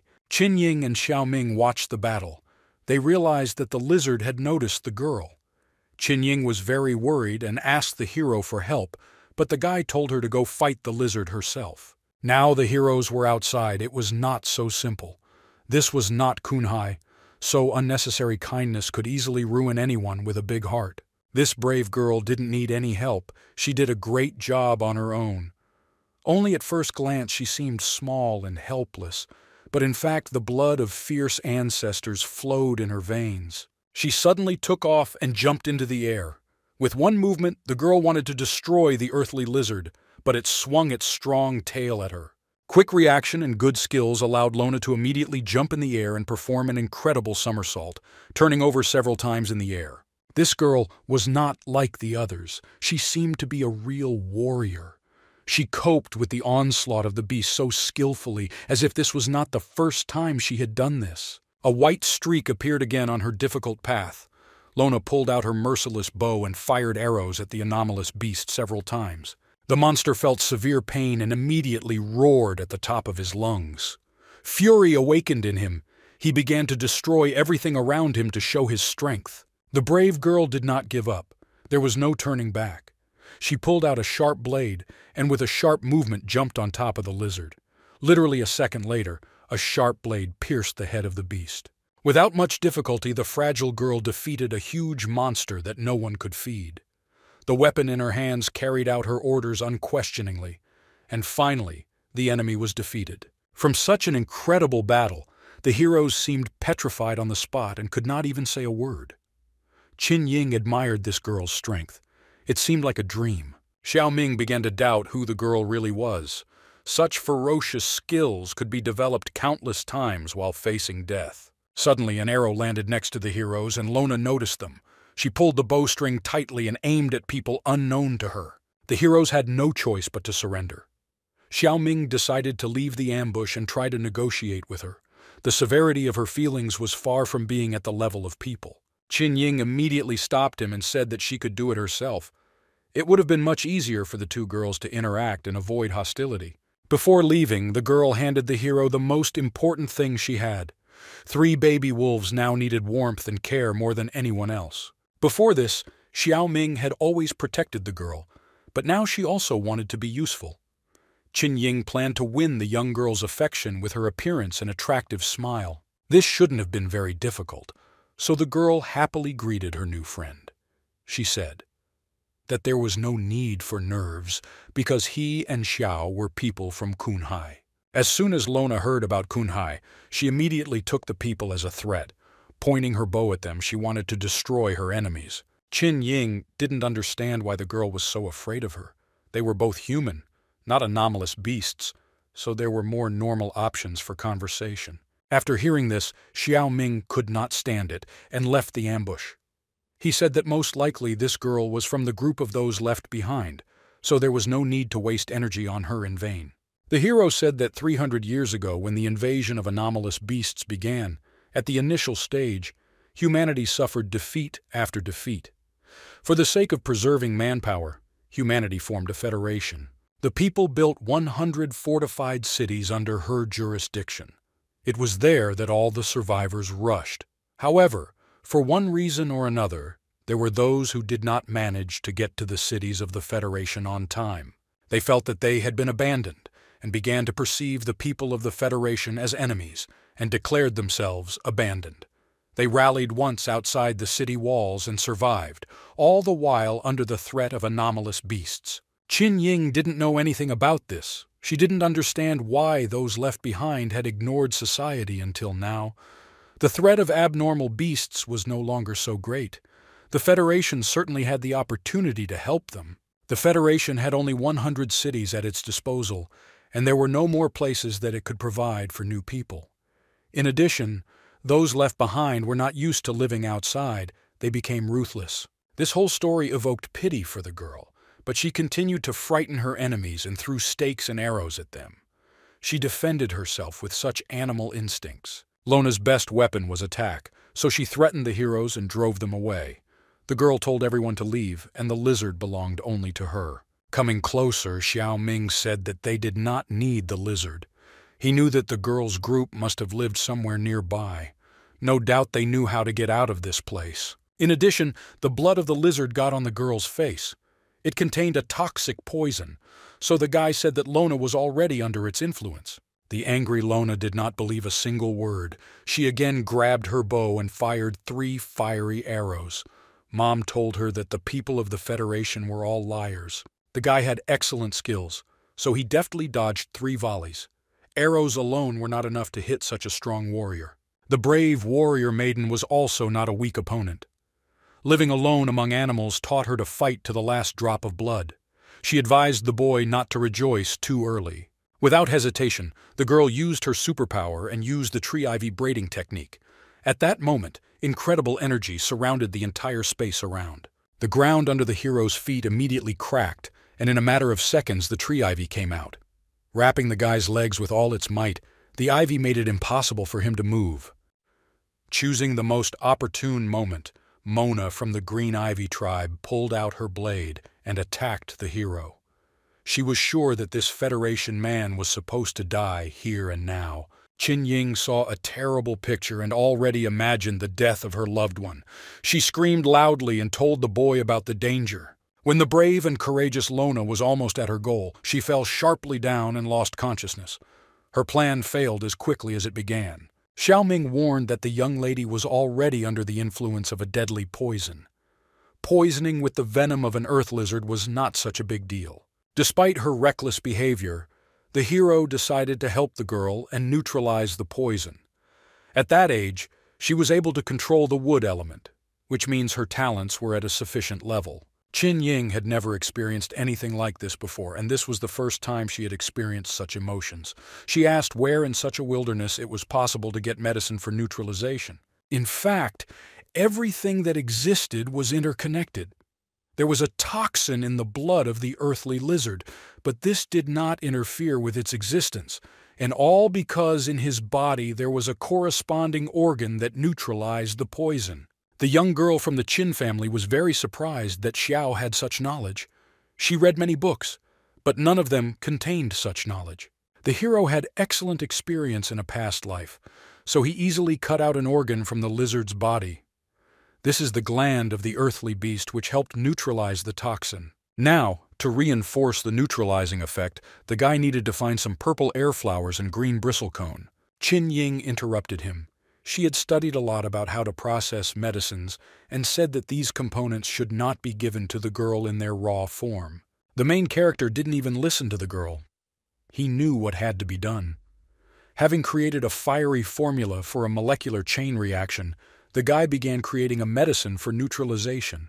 He not only had excellent warrior skills and excellent handling of weapons, but also knew absolutely everything about pharmaceuticals and combining molecules.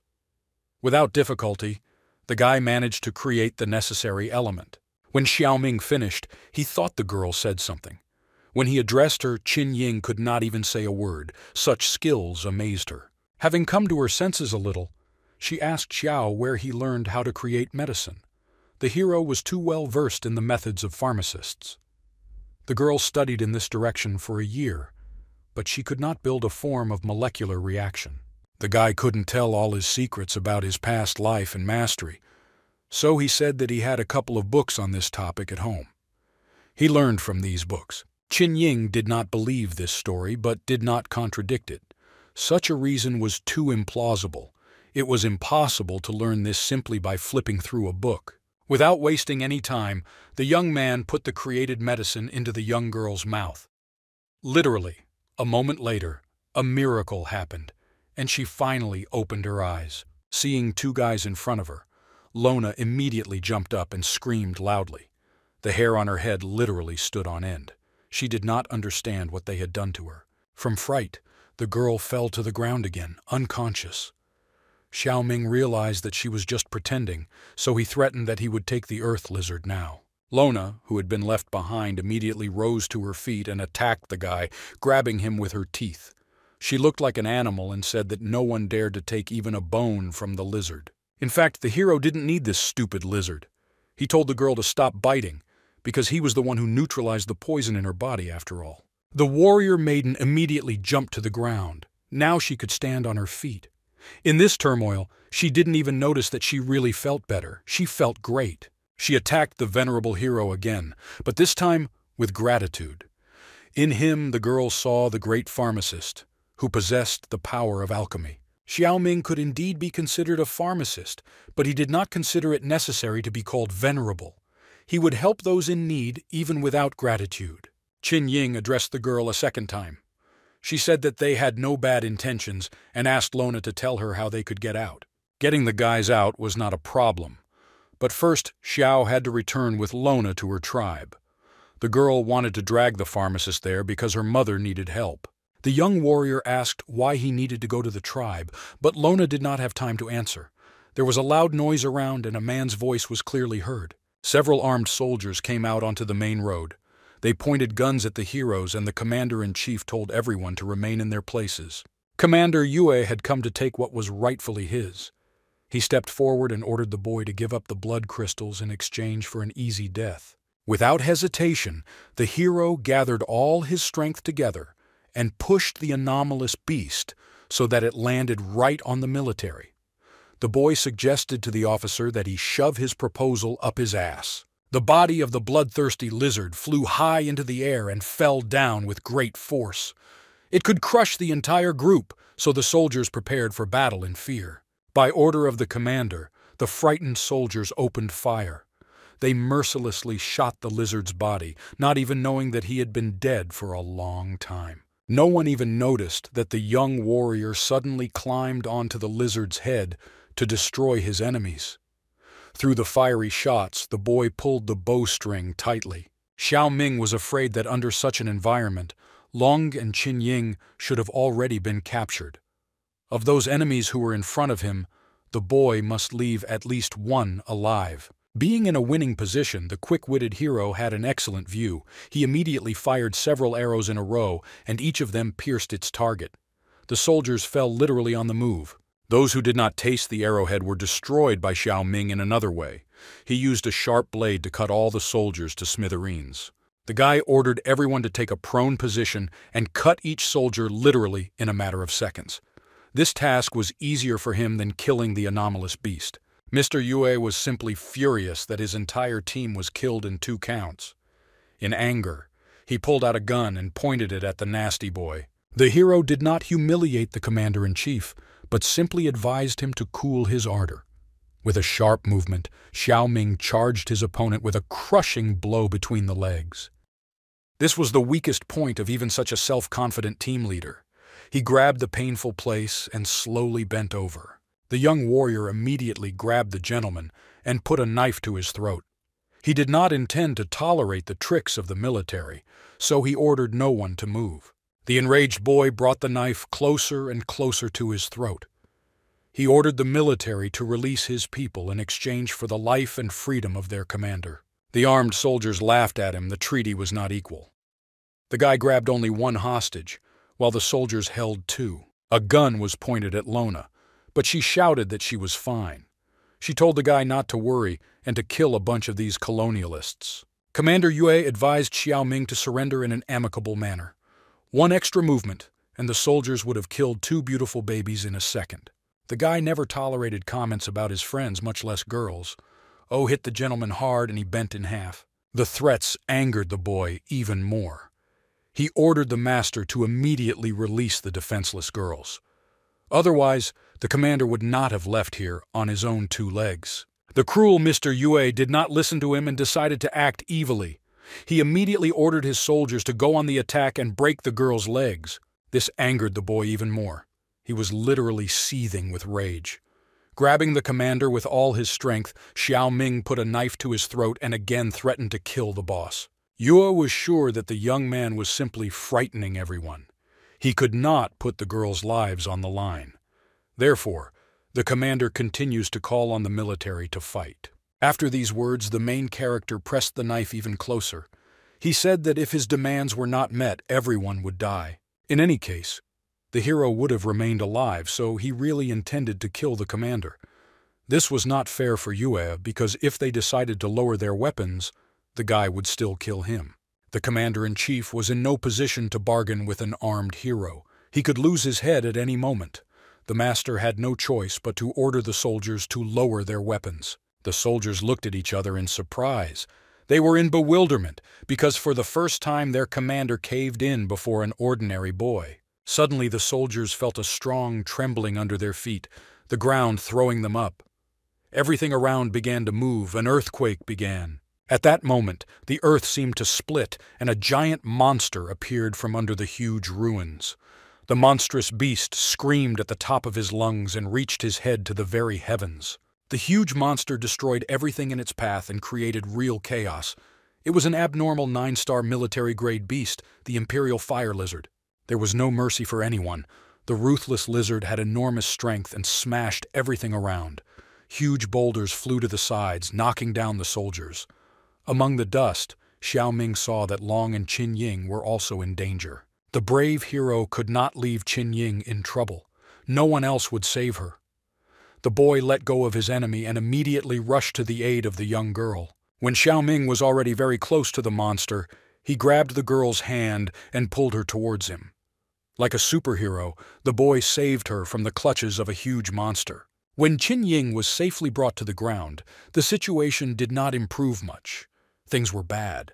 A huge piece of concrete was flying straight at the heroes. At that moment, something incredible happened.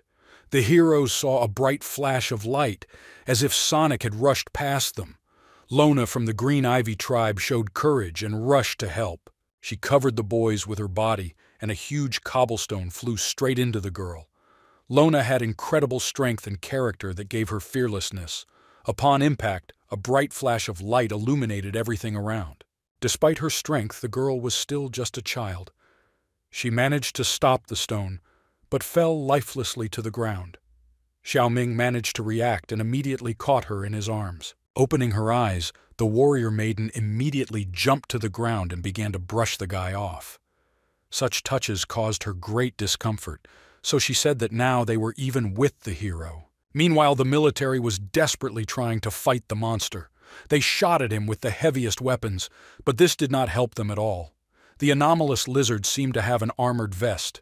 The hero knew that it was impossible for ordinary armor-piercing bullets to penetrate the defense of a military-grade 9-star anomalous beast. He understood that the soldiers only angered the monster. The Imperial Fire Lizard was a very powerful beast, and it also had the ability to breathe fire.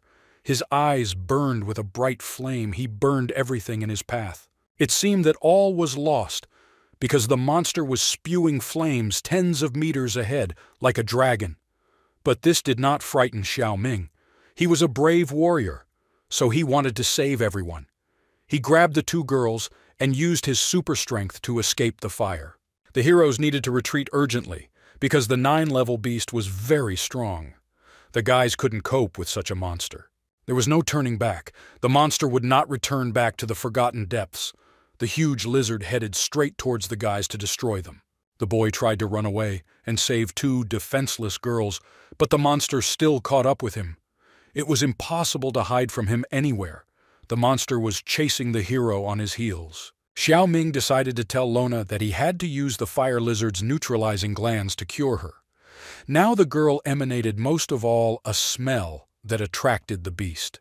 The boy realized that most likely it was a baby lizard.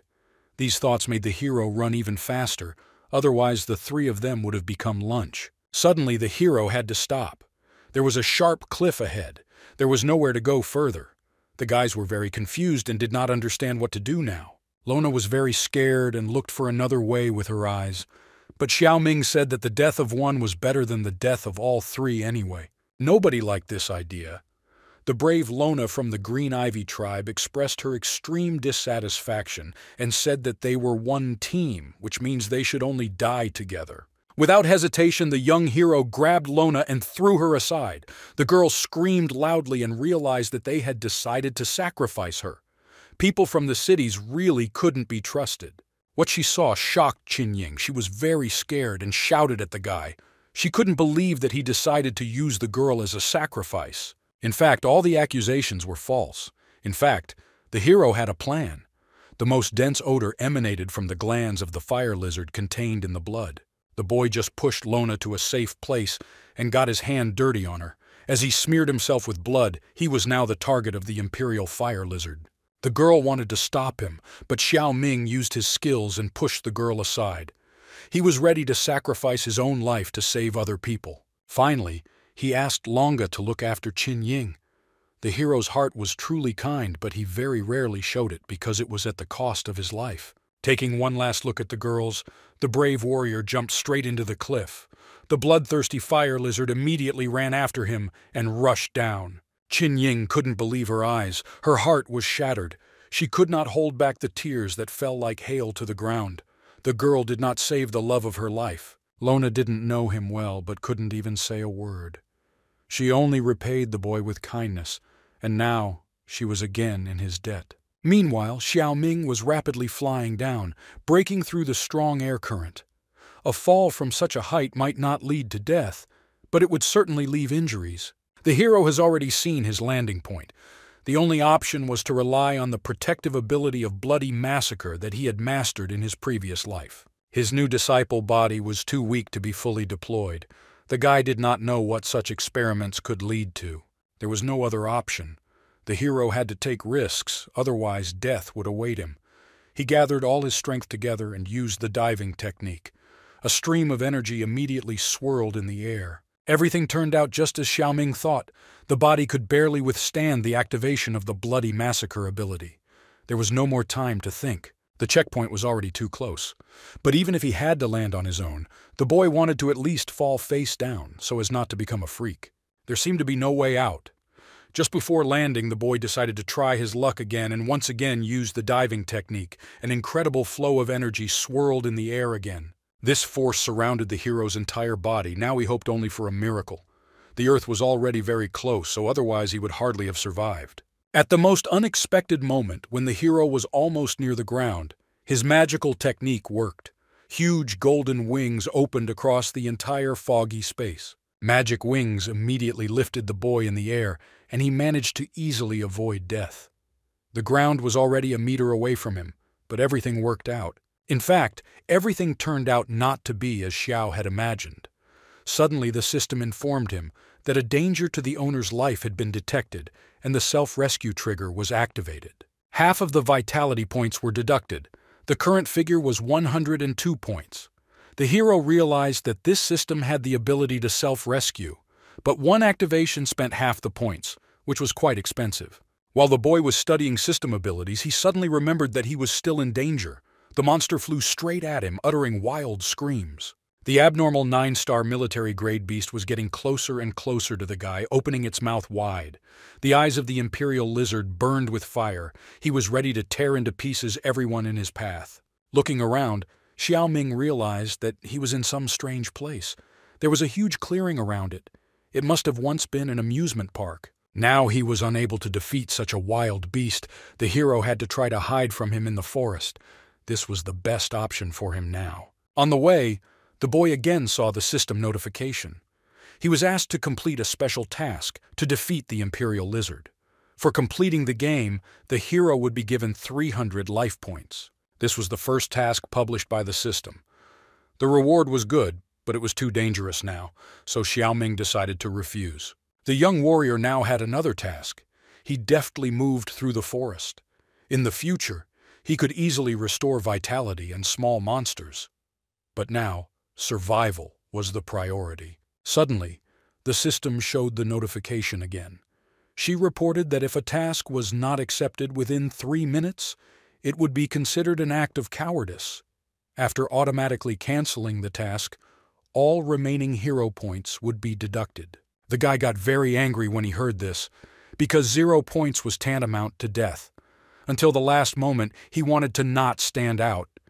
But there was no way out. Such conditions of the system forced the young warrior to turn sharply and run in the other direction. He ran as fast as he could so that the system would not automatically cancel the task. The hero stood face to face with his opponent. He intended to defeat the superior enemy in the person of this lizard, so there was only one way out. The anomalous beast wanted to immediately grab the guy, but he rushed forward.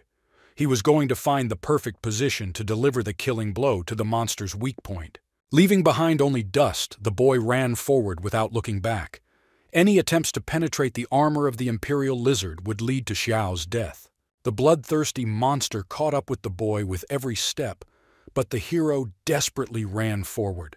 The beast was not a weak jackal like hyenas, he was an excellent killer. The 9-star lizard was already very close. He wanted to swallow the boy. At the most dangerous moment, the young man activated his diving technique and flew far to the side. The hero managed to escape right from under the monster's nose and land at a safe distance. There was one bad thing about it, though. The system reported that 5 points had been deducted. No matter what, Xiao Ming had to complete the task. He decided to lead the monster into the deadly element of water. The anomalous beast ran after him through the waves, screaming, and the hero used a dive to lead the lizard to the desired point. The young man led the monster to the very depths, and he acted on his instincts.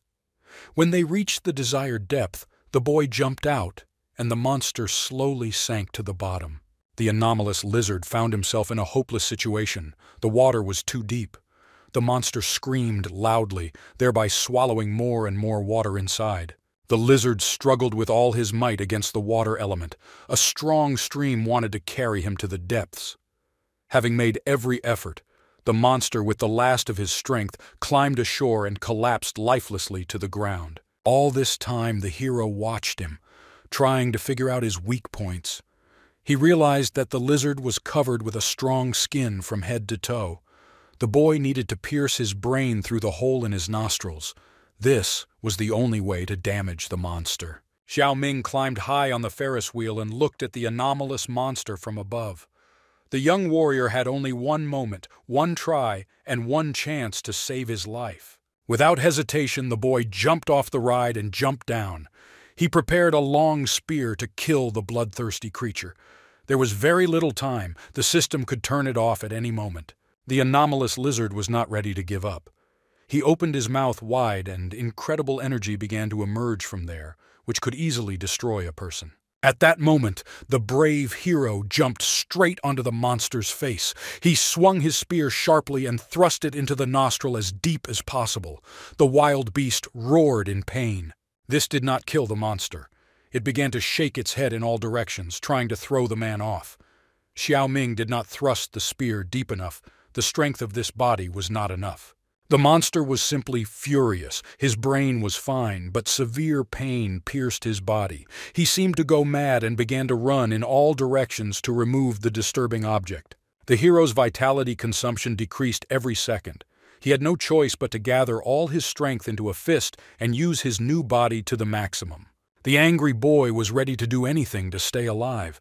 He used all the capabilities and skills of his body and completely pushed the sharp spear into his nostril. From incredible pain, the bloodthirsty monster screamed throughout the entire amusement park, but he ran with all his might and immediately crashed straight into the wall. The young hero was completely covered in a dusty fog. The lizard's steel muzzle pressed the boy tightly to his back, but he survived. His human body was slightly damaged, but the guy managed to defeat the monster. It was a very difficult and dangerous test, but the hero coped with the task perfectly. At that moment, the system was activated. She reported that the task had been successfully completed and gave the guy the promised life points. Suddenly, something incredible happened. The guy's body seemed to be pierced by hundreds of needles. Strange magical energy came out and surrounded the hero from head to toe. Xiao Ming felt a wild pain in his heart that burned from the inside. The system again reported that the amount of vitality received had exceeded the limit. It was impossible to absorb the remaining 100 power points. The hero's vitality indicator reached the maximum of the first rank, which was 500 points. This amount was the limit for this human body, but the boy still had a lot to do, so he could not stop there. The pain in my heart still did not subside, but suddenly the system was activated again. At the moment, the hero's body was not able to accept more vital force, so the system suggested that he carry out a transformation of his physical shell. The hero decided to agree. First, he needed to identify the enemy. After its destruction, the boy would be able to gain body enhancement from his flesh. Completing the task provided an increase in the limit of vitality points. The degree of increase directly depended on the strength of the enemy. The hero realized that he needed to find a strong monster to increase his strength as quickly as possible. The system reported that if the enemy remained alive within 24 hours, the mission would be considered a failure. This would lead to the death of the owner. Xiao Ming believed that the penalty of death for failing a task was too harsh a punishment. He realized that he needed to plan everything properly. The young man had a terrible feeling. Now, in order to alleviate the pain a little, he decided to use his life force to activate acupuncture points. The boy sat in the right position to restore strength and reduce pain. Incredible energy surrounded his body, the amount of vitality decreasing with every second. Meanwhile, something strange was happening in the dense forest. In the depths among the trees, there was a military base that was hidden from human eyes. Armed soldiers captured several people. They looked like a tribe because they wore simple village clothes. The soldiers did not spare them and pushed them forward with force. The prisoners were very unhappy. They got angry and asked the soldiers why they were captured and forcibly taken to the base. The soldier immediately put a gun to the head of the brave guy, who decided to open his mouth. The armed young man ordered to tell what these people were sniffing around the military base. At that moment, one of the detachment commanders approached them. He ordered the guns to be lowered immediately and said that there was no reason to intimidate the civilians so much. The gentleman hugged one of the detained guys. He was going to let everyone go as soon as he was sure that they were not spies. The young boy said that they were not spies but were simply hunting in the surrounding area. Commander Pete, of course, believed them, but according to protocol, he still needed to escort the guys for interrogation. The gentleman said that this could take a long time. The young men were asked to perform a small favor in exchange for being released on all four sides. The guys didn't trust anyone, but they looked at each other, thinking about this proposal. Without thinking for a long time, one of the guys agreed to provide a service in exchange for the freedom of everyone. He asked what the gentleman really needed. Chief Pete said that they had a mine nearby, and now the military was short of hands. The guys had to go down and get some minerals. That was all that was required from the guys. The young guys agreed, so the commander decided not to waste time. He immediately ordered the soldiers to untie all four prisoners. Meanwhile, 2 hunters from the tribe sat in ambush high in a tree. All this time they watched the disgusting actions of military soldiers. The elder realized that things were bad. The hunters from their tribe were captured. He immediately ordered his child to return and bring help. At this time, the wild roar of an anomalous beast was heard in the forest. The huge monster resembled a human centipede and was immediately killed with a crushing blow. The brave Xiao Ming easily killed the huge caterpillar, and the monster fell lifelessly to the ground. During the battle, the hero broke his spear, so he realized that he needed to start looking for weapons. Wandering through the forest, the young man could not at all understand where he needed to go in order to find a suitable anomalous beast to complete the task. Suddenly, the system was open again to help a young man suffering from topographical cretinism. The hero craved power, so the system offered him a search service for just 10 vitality points. This offended the boy. He had no problems navigating the terrain. The system invited him to use the search service, and Xiao decided to agree after all. Suddenly, a small energy vortex formed above the hero, which revived a small yellow chicken. The cute bird immediately fell right on the hero's head. Suddenly, this thing sat on the boy's shoulder and spoke. She pointed the way and said that the most suitable enemy was ahead. The hero only had to follow the directions. Xiao Ming realized that this cute chick was actually the system. It was too strange, but the boy decided to follow the indicated road and set off. Meanwhile, things were already in full swing at the military base. Under the close supervision of the military, young boys went down into the mine without insurance. They desperately climbed down the rope into the darkness. They successfully made it down without incident. Looking around, the guys saw that they were in a small cave. There was nothing around except stone walls and rocks. Commander Pete threw 2 bags down and said that the guys just needed to fill them. After that, they would be even. All this seemed very suspicious to the guys. This task was too simple. The guy asked why the military couldn't do it themselves. Suddenly, the guys smelled blood. They immediately grabbed their knives and spread out in a circle. It looked like there was something really wrong with this cave. The brave hunters stood with their backs to each other so they could see the entire cave. They fell silent, and there was complete silence around. Only the quiet beating of their hearts could be heard. The young heroes decided to go straight to the very heart of the cave. There was pitch darkness all around. This mission was very dangerous. No one knew what lay ahead. The soldiers watched with a grin as the stupid guys went into the mine.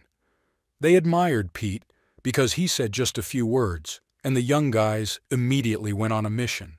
The guys fearlessly continued their journey. They went deeper and deeper into the cave. The cave became larger with every step, but the guys walked further, looking at the rocks. One of the brave guys walked forward but was very wary of the situation around him. He couldn't shake the feeling that something was wrong here. Suddenly, something terrible rushed past the hunters and caused severe injury to one of them. The young man fell to the ground, screaming. His leg was cut off. Blood flowed in all directions. Something terrible happened. No one expected such horrors in the cave. Hunter Quick suffered from wild pain and tried to stop the blood that was literally pouring out of his leg. At that moment, the terrible creature, which was hiding in the darkness of a huge cave, showed its true face. Huge, long tentacles, sharply headed straight towards the young guests of the mine. At great speed, steel tentacles rushed past the guys, leaving wounds on their bodies. The guys grabbed their knives but could not keep up with such speed. Literally a few seconds later, all the guys were seriously wounded. They did not have time to inflict a single blow on the mysterious creature, and their blood had already flooded the entire cave. The situation was becoming very dangerous. The guys had no way out. They were surrounded by high walls, so they did not understand what they needed to do now. Sawyer said to cover him, he was going to go get some rocks. It was necessary to collect the required amount and immediately get out of the cave. The young man was simply furious with what he heard. The situation was terrible. There was darkness all around, and the guy said that the military deliberately sent them here as a snack for the anomalous beast. The wounded and frightened hunters were in danger. Through the darkness they did not see the monster, but the heavy, long tentacles were approaching them closer and closer. A whole day has already passed, and the hero has not been able to find a suitable target that would allow him to increase the maximum amount of vitality. Xiao Ming climbed a tall tree to look around. Suddenly he noticed a military base in the middle of the forest and began to doubt that the cute chicken was trustworthy. The guide immediately flew into the air and began to quickly flap its wings. He said that he was not a chicken and no one dared to call him that. At this moment, the system was activated again, and the hero saw a holographic table. Scanning within a radius of 500 meters was completed, a suitable target was detected, and the search service was completed. After these words, the system immediately disappeared. The boy was very angry. He wanted the system to at least indicate the exact location of a suitable target. The cute chick snorted and turned away, his body slowly dissolving into pixels. Now the hero is left completely alone. Xiao Ming looked at the military camp for a long time and thought, because the target was clearly on their territory. This could only mean one thing, that a strong, anomalous beast was kept in this camp. Meanwhile, the military heard wild screams and noise inside the cave. They grinned and realized that the fun had begun. The guys inside the cave were in a very difficult situation. The monster seemed to be invulnerable. The hunters were severely wounded, and in complete darkness it was impossible for them to defeat the monster. There was no other way out. When the hunters decided to get out, a huge monster immediately appeared from the darkness. The anomalous beast opened its mouth wide and showed the guys all its thousands of sharp teeth. The heroes held on with all their might, but the monster was much stronger than them. He had the advantage of moving in the dark. With a sharp movement, the anomalous beast dragged the hunter KVX along with it. When there were already 3 heroes left, they decided to act urgently. Joey ordered the 2 to run towards the exit, while he himself was going to get even with the monster. Joey and Ron were immediately killed, leaving Sawyer all alone in complete darkness. There was nothing around except deathly silence and the blood of the brothers. All this time, Xiao Ming was watching the base. He suddenly realized that the anomalous beast was in an underground cave, and the soldiers were using people as food. All this bloody carnage brought great pleasure to the military. Judging by the sounds, everyone was caught. The soldiers laughed loudly and were about to place bets on how long the prey would last inside. One of the military soldiers stood aside and watched everyone in surprise. He didn't understand at all why they needed to catch people and let them feed the monster. Thinking it was new, Commander Pete asked if he had ever heard of the Alchemists Guild.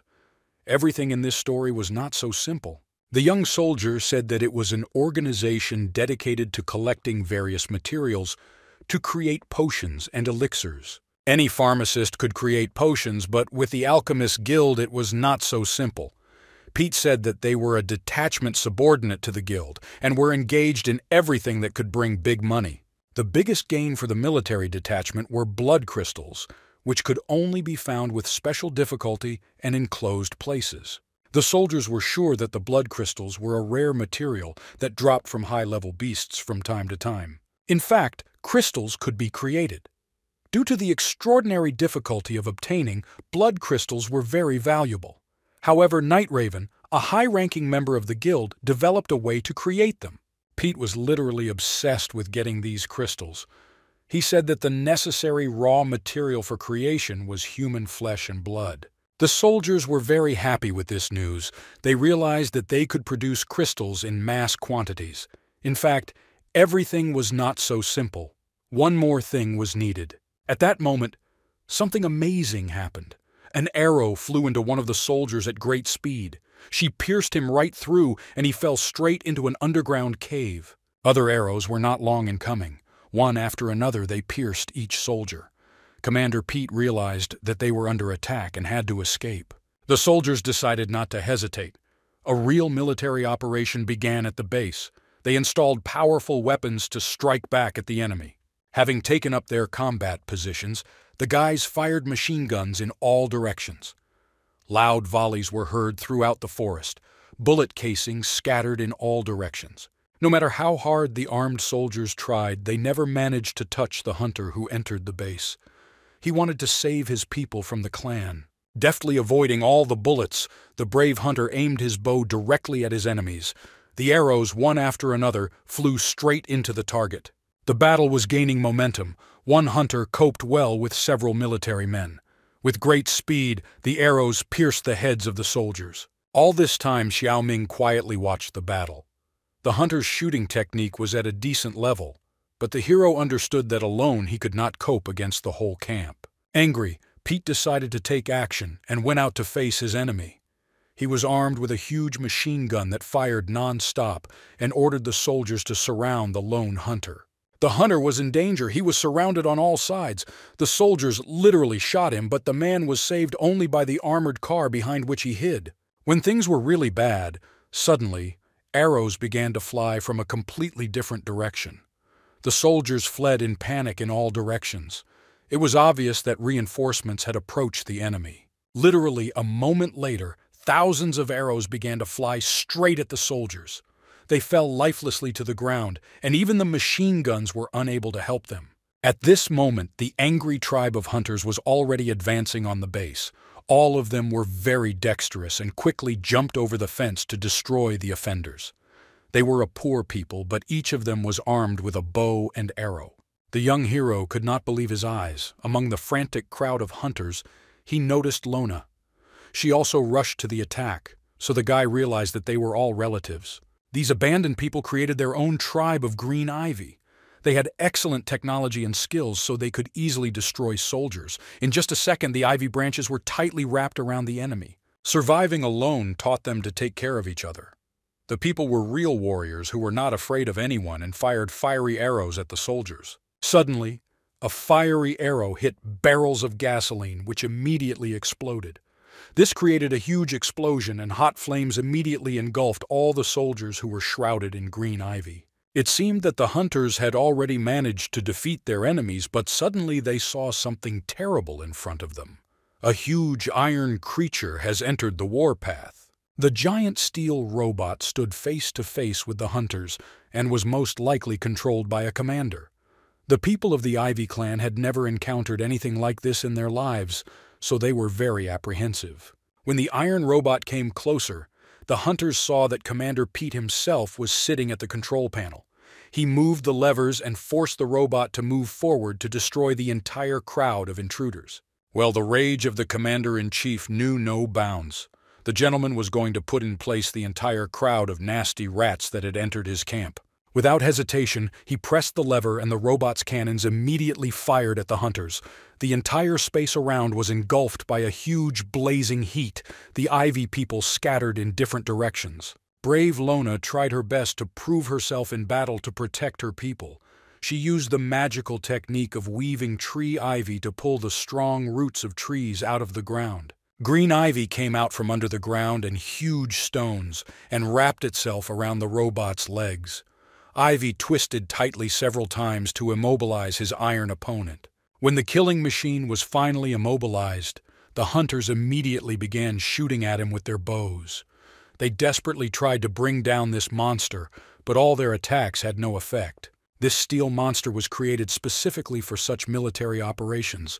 All this time, Pete sat inside the cabin and just laughed at the stupid hunters, because it was impossible to penetrate the robot's armor. With a quick movement, the commander was able to tear apart the green ivy. The measly arrows or ivy made the robot neither hot nor cold. It was impossible to pin him down with such a small thing. Just a few seconds later, the steel monster was completely freed. An angry Pete immediately moved the levers forward to push the monster to attack. He was going to let the hunters know the power of civilization. The commander-in-chief shouted loudly, "All the hunters were going back to hell with you," and pressed the levers. All the robot's cannons immediately fired at the hunters and pinned them to the wall. It seemed that this was the end. There were too many shots. Young Lona from the Green Ivy tribe could not believe her eyes. The military operation had reached a critical level. There was no other way out. She decided to go on her own and destroy this piece of iron. The girl was about to run away when someone touched her shoulder. Turning around, she noticed a man's hand and someone's voice said that he could deal with this himself. It was the great warrior Xiao Ming. He could no longer withstand such onslaught from the military and decided to deal with the enemies on his own. His skills and abilities allowed him not to leave the Green Ivy tribe alone. Meanwhile, the iron killing machine was engulfed in hot flames. He aimed all his guns to destroy the nasty hunters. The main character, without hesitation, grabbed his long spear and pounced on the enemy. The cruel commander-in-chief immediately noticed him and turned to the side. He grinned and was ready to accept another volunteer to act as cannon fodder. The commander pressed the lever. The robot aimed all its guns at the hero. Several deadly volleys were fired from those cannons. Now the boy had to prepare to become a civ. The young warrior was not as simple as everyone else. He seemed to have incredible striking techniques and excellent skills, thanks to his past life. With sharp movements, the young man managed to avoid all the shots. Pete was simply beside himself with anger. He was surprised at the speed of the nasty hero. An ordinary student would not be able to cope with such a task, so the master realized that the boy was a warrior. Help for the hunters came out of nowhere. Thanks to the young man, they had an excellent chance to survive and save the clan. The chief hunter of the tribe decided to use an air element boost, since a normal attack was too tough for the robot. A brilliant plan appeared in the hunter's head, and he decided not to hesitate. Jumping to his feet, he pulled the bowstring tightly and fired a barrage of arrows at the enemy. With enormous strength and speed, this arrow was aimed straight at the iron monster. There was real chaos going on all around, but this had to end soon. The self-confident commander of the military base could not believe his eyes. All his hopes instantly cracked, just like the glass into which a barrage of arrows flew. The glass did not break completely, but this angered the gentleman even more. He literally boiled with anger and decided to destroy all the hunters, no matter the cost. All this time, the brave warrior was sitting in ambush, and as soon as he saw that Mr. Pete was distracted, he immediately took off and rushed into battle. The boy jumped into the air and used a diving technique to fly up. Anyone who was distracted during the battle did not live long. Xiao Ming rose up and swung his huge spear to destroy the enemy. The hero used only one blow to end this war once and for all. With a heavy blow, the boy broke through the armored glass with his spear and plunged the weapon straight into Commander Pete's heart. Now, finally, the evil was over. The instigator of the military operation was dead. The hero deftly jumped off the iron robot and it began to sparkle. The task was completed. It was too easy for such an invincible warrior like Xiao Ming.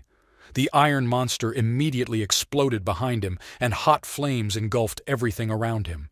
The hero once again proved to everyone that he was a worthy warrior. Joyful hunters immediately surrounded him on all sides and began shouting about victory. Lona was very glad to see the young man alive and well. When he jumped off the cliff, the girl did not think that they would meet again. The chief hunter of the tribe thanked the young man for his courage. Now he was in Xiao's debt. Lona told her father that it was the same young man who saved her from the lizard. The hero had already helped the tribe twice, so the hunter did not know how he could thank the boy. He told the boy to contact him at any time when he needed help from those left behind. Xiao Ming, as always, did not change his principles. He used only one blow to kill his enemy. It was a long time for him, so he told the hunters that it was nothing. In fact, the hero didn't need that much gratitude. He just wanted to know where the underground cave was located in this camp. The hunter immediately pointed out the exact location of the cave. The Green Ivy tribe sneaked into the base because of her, too, because their relatives were kept locked up at the very bottom of the cave. According to Xiao, the soldiers used this cave to keep the anomalous beast there and send people to feed on it. It was too dangerous below, so the hero decided to go there on his own. It was not the first time for him to sacrifice his own life to save others. The hunter from the Ivy tribe immediately refused to cut off. He said it was their own problem and he couldn't force the guy to risk his life again. It would take more than just arms and legs to get down into the cave. Xiao Ming said that for this, it was necessary to have at least some experience in fighting abnormal beasts in the dark. Looking at each other, the surprised hunters realized that none of them had such skills and experience. In their entire lives, they had never been able to take part in such battles. Abnormal beasts were unusually ferocious creatures. If you met them during the day, you had to be extremely careful, not to mention in the dark. The head hunter said that this was why the tribe tried to avoid fighting in the dark. The young man said that in this tunnel there was not only limited visibility, but also a cramped space extremely unfavorable for a large number of people to fight. Moreover, the beast underground was not so simple. The hunters were very afraid for the boy's life, but he told them that he would not refuse if the headman provided him with a sword. This would help the hero cope in a difficult situation. The tribe had no choice but to agree. Without hesitation, the brave hero immediately jumped into the abyss, breaking through the flow of air. It has been a long time since the main character held a cold sword in his hands. Memories of the time spent in the Temple of the Sacred Sword immediately surfaced. In a past life, it was in this temple that 3 brave warriors swore that they would be faithful comrades for the rest of their lives. Each of them promised to protect and not betray their neighbor. The hero remembered how his faithful comrades Li Wang and Long Huan betrayed him and plunged a sword into his very heart. All this time they were liars and only covered themselves with an oath. Once inside, the boy was so caught up in his memories of his past life that he did not notice anything around him. At this time, the bloodthirsty monster opened its mouth to swallow him. Even while immersed in thoughts, the brave hero was never distracted from the battle. With one movement of his steel ball, the hero cut off the monster's head and promised to take revenge on the traitors from his past life. It was a sandworm, a gregarious creature that lives primarily underground. It had a taste for the smell of blood and survived by surprise attacks. The beast's physical strength was at its peak at military level. This beast could not possibly be strong, and the guy did not understand why the system brought him to this cave. The hero needed to become stronger and not waste his strength on such animals. Xiao Ming illuminated the path to the farthest corner of the cave and suggested that an anomalous, powerful beast could be located there. The hero decided to move on at any cost. It went deeper and deeper, killing all the sandworms. Even without taking into account their number, their size still exceeded the norm. Even in complete darkness, one could see that everything around was covered in blood. The brave hero realized that the situation with the people who got inside left much to be desired. Walking further and further, the boy saw things more and more terrible. Among the abnormally sized worms, the guy noticed a human hand. He decided that the man was still alive and was obliged to come to his aid. With quick movements, he began to push huge worms to the sides. From under the rubble, Xiao Ming pulled out the still half-dead young man. The hero shouted loudly and told the guy that his fellow tribesmen had come to save him. The hero wanted to immediately pull him out, but suddenly the wounded boy spoke. He asked to be told that his relatives would avenge him. Severe wounds would not have allowed the guy to survive, so after the words were spoken, he died right in the young man's arms. His bloody body was cut into pieces. The boy laid the still warm corpse on the ground and closed its eyes. This cave turned out to be too cruel, and did not even allow the burial of those who died here. From the sight he saw, the hero's heart literally turned to stone. His eyes lit up with a thirst for revenge, and he decided to destroy the monster that lived in the cave at all costs. Walking down the dark corridor, the boy discovered a steel door in the wall. When he knocked, a gentleman looked through the peephole and sent the young man away. The hero threatened him with death, but angry comments were heard from behind the door. The master told the boy to prepare to be eaten by worms. The boy never talked for a long time with his enemies, so he took off and began to forcefully knock down the doors.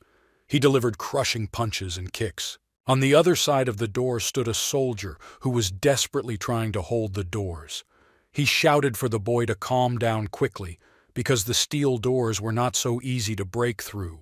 At that moment, some liquid began to ooze through the stones on the ceiling. It easily slipped through small cracks and dripped from the ceiling. Suddenly, the steel doors in the cave swung open, and a brave warrior appeared on the threshold.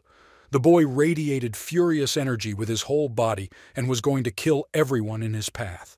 The iron door easily smeared the soldier on the ground, so the hero simply stepped over him and moved on.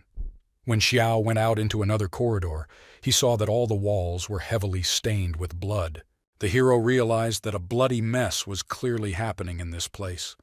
Suddenly, the system display appeared again, and the system reported that a suitable target was very close. A large amount of blood and a warning from the system indicated that there was a target anomalous beast in this place. Brave Xiao Ming was determined to win. When the boy went inside the room, he saw a strange room that resembled a laboratory. There were unknown devices around that seemed to be pumping out water. On the walls, there were flasks of water containing small anomalous worms. The hero realized that sandworms were raised in this place. The guy felt quite strange in this place. He did not feel the presence of people. There was silence all around. Even the auras of the animals were absent. Suddenly the hero heard a strange voice behind him. A mysterious gentleman in a raven mask said not to be distracted during the experiments. Xiao Ming still did not sense any human presence, and suddenly he felt severe pain. The magical blade stabbed straight into his hand. The boy deftly jumped to the side and saw in front of him a mysterious man in a mask and robe.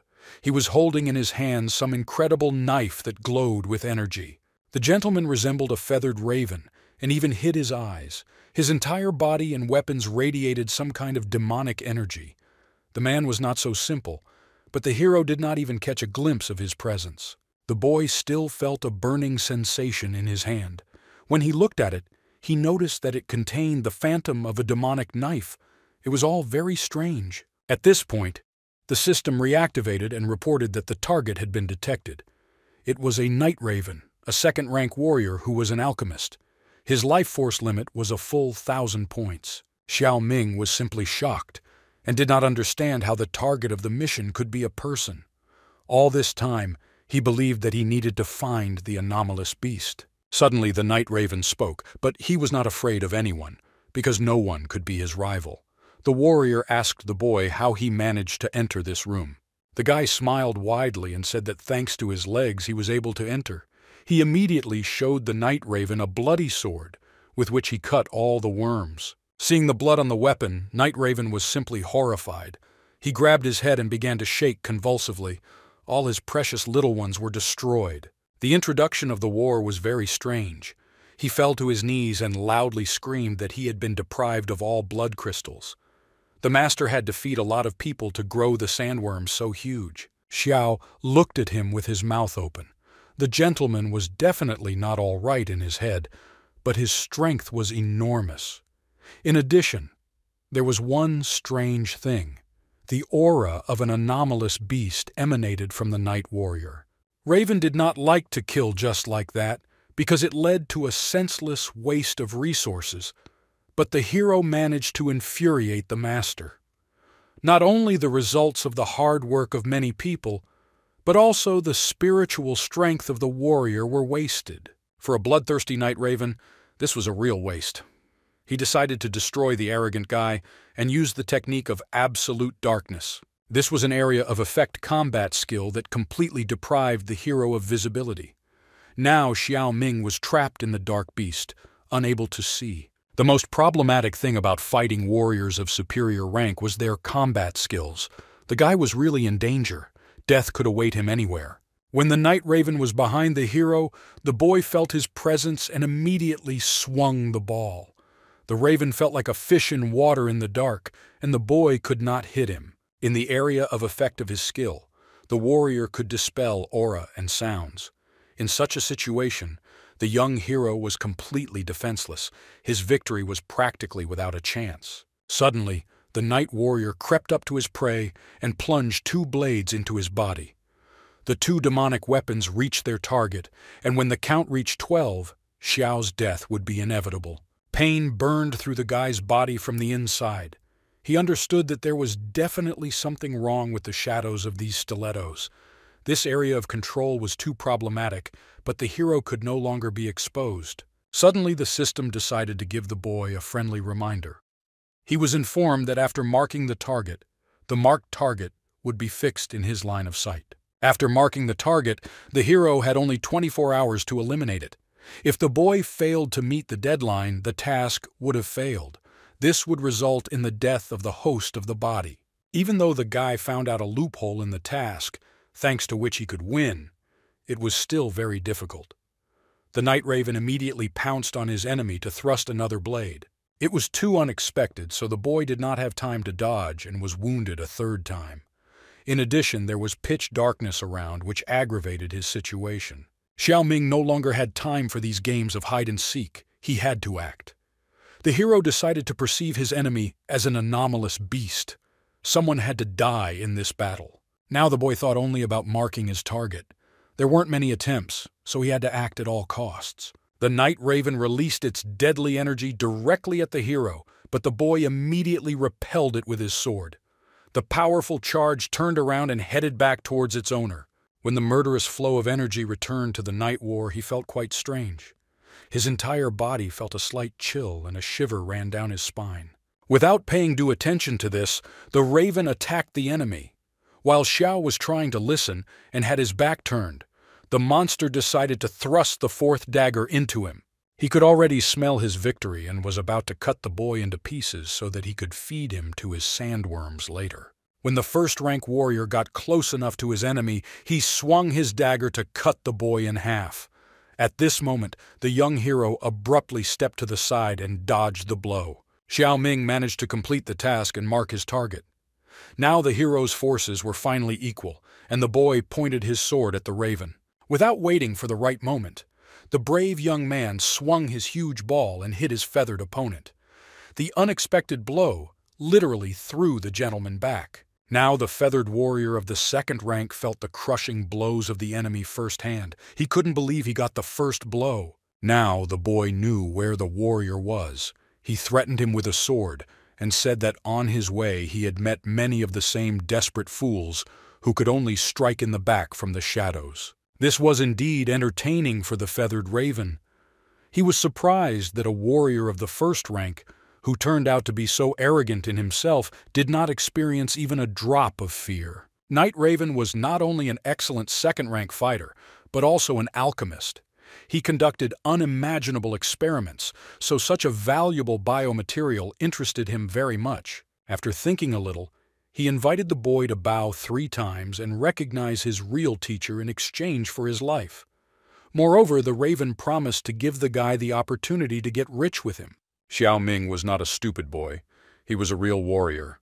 Such a proposal was nonsense for him, and he invited the Raven to bow himself in order to stay alive. Both heroes were very strong and literally mocked each other. The Raven found this idea very interesting, and he decided to use the technique of dispelling the darkness. The feathered warrior had never played with a toy that didn't feel the least bit of fear. he decided to try his best not to kill the poor boy. From that moment on, things started to get hot. The hero needed to hold out as long as possible. The warrior wanted to see how much red there was in Xiao's body. A huge demonic blade flashed right in front of the hero's face, but the guy reacted in time and pushed his body back. A real bloodbath began, from which one of them had to come out feet first. Both heroes were no longer fighting in the dark, so each of them had a chance to win. The anomalous feathered beast pelted his opponent with magical blows, but Xiao resisted well and did not allow him to hit himself. The young man managed to predict all the enemy's blows. Night Raven realized that his opponent had excellent fencing techniques. Although Xiao's strength and speed were inferior, this little imp gave the impression of a battle-hardened veteran. Suddenly, the young man gathered all his strength together and used the honed skills that he had used in his previous life. It seemed that a first-rank warrior could not possess such skill. The boy waited for the perfect moment when his enemy opened up and immediately dealt him a crushing blow with his huge sword. The discovered target was not killed, but only slightly wounded. The feathered raven immediately jumped to the side and held his face tightly with his hand. The blow hurt him badly. The main character suddenly caught up with his opponent in speed. This allowed him to reveal the secret, and finally, the mysterious gentleman showed a piece of his real face. At some point, the raven began to feel terrible pressure from the young man, who was advancing closer and closer. At that moment, the warrior realized that the guy had a special energy of mental suppression. Even after being wounded 3 times, the main character was not going to retreat back. With each step, he moved closer and closer to the enemy. His self-confidence radiated incredible energy. Having compared his strength, the feathered warrior became very frightened. He realized that he was not the strongest in this battle and could lose to some small guy of the first rank at any moment. Xiao Ming decided not to wait for his sworn enemy to launch an attack, and decided to act proactively on his own. We grabbed a long sword and attacked the feathered raven. A second-rank warrior could not afford to lose to such a weak youth. Therefore, he activated all his abilities and pushed out crushing energy. Brave Xiao tried to parry the energy strike with his sword, but things were not going well. A huge flow of energy turned into a real magical explosion that filled the entire field. The force from the explosion pushed the hero aside and blinded him with a bright light. Unexpectedly at this moment, 2 more demonic blades pierced his body. The enemy was ahead of him. The boy's fencing technique really surprised the raven and was comparable to his strength, but no more. All this only made the warrior laugh. There were only 7 blades left to victory. To shorten the battle, the cruel crow decided to use his super strength. He used bloody slaughter abilities and blood vine armor appeared on his body. The life force formed a protective shell, pressing on the worm-like plexus of blood vessels. It was a sea-level defensive skill created by the deformed aesthetic perception of the night raven. Bloodvine armor had strength and toughness, capable of absorbing attack. They had their own consciousness and allowed the owner to become invincible. Xiao praised the enemy and said that his armor was quite good. In fact, the guy was not scared at all and immediately attacked the transformed raven. The armor was as if alive. This armor had high protection and besides, it was capable of entwining the enemy's weapon with its own will. The hero urgently needed to come up with something to stay alive. Otherwise, it would soon be completely too late, and the remaining 7 blades would kill him. Xiao used the flow of life energy and attacked his enemy, but it was no use. Even using the energy of the sword, the boy would not be able to break through the bloody armor. With sharp movements, the raven stabbed his opponent with another demonic blade. He was determined and said that after 6 blades, the guy's death would be inevitable. The guy realized that, among other things, these shadow daggers were absorbing his life force, and judging by the raven's words, 12 daggers created the effect of inevitable death. However, the hero understood that his opponent paid too much attention to his bloody armor, but did not think at all about defense. Therefore, the path to victory was very clear to the boy. He just needed to break through the armor. In order to reach unattainable limits in the art of fencing, in his past life, Xiao swung his sword countless times towards the sun. At these moments, he forgot about the weight of the sword in his hand, forgot about the passage of time. It all came down to just one thing: The hero had to stand in front of the light, the fastest light in this world, and cut it. As a result, this constantly turned out to be a failure, until one day Xiao Ming cut the sun into 8 pieces. This day became fatal for him and completely changed his skills. Relying only on his memories, the young hero remembered everything that this day taught him. Gathering all his strength together, he swung and hit the night raven with his ball. Thanks to his refined fencing technique, the boy managed to get even with his enemy in 1 second. He easily cut through the raven, as he once cut through the sun. At his current level, the hero's strength was enough to manifest the power of the sword's edge and take the life of a second-rank warrior with 1 blow. Now, the enemy was finally defeated and took off his mask. All this time, he hid his disfigured face under it. He asked the hero why he owned such a powerful fencing technique. Suddenly, the system was activated again. She reported that the target's death was already on the verge and suggested that the hero carry out the absorption. Xiao was surprised that he needed to absorb a person. Finally, the young man decided to talk to his enemy. He asked why he used people as food for abnormal beasts, because people were not enemies. For the ugly gentleman, they were not enemies, but they did not bring any value. The gentleman said that from worthless garbage he turned them into blood crystals. He was able to achieve greatness by creating a miracle. Xiao clearly did not like this answer. No one had the right to control the destinies of people. There was no talk of any greatness, because the anomalous raven acted so simply for the sake of his desires. The beaten gentleman said that only because of his strength could the hero take a life.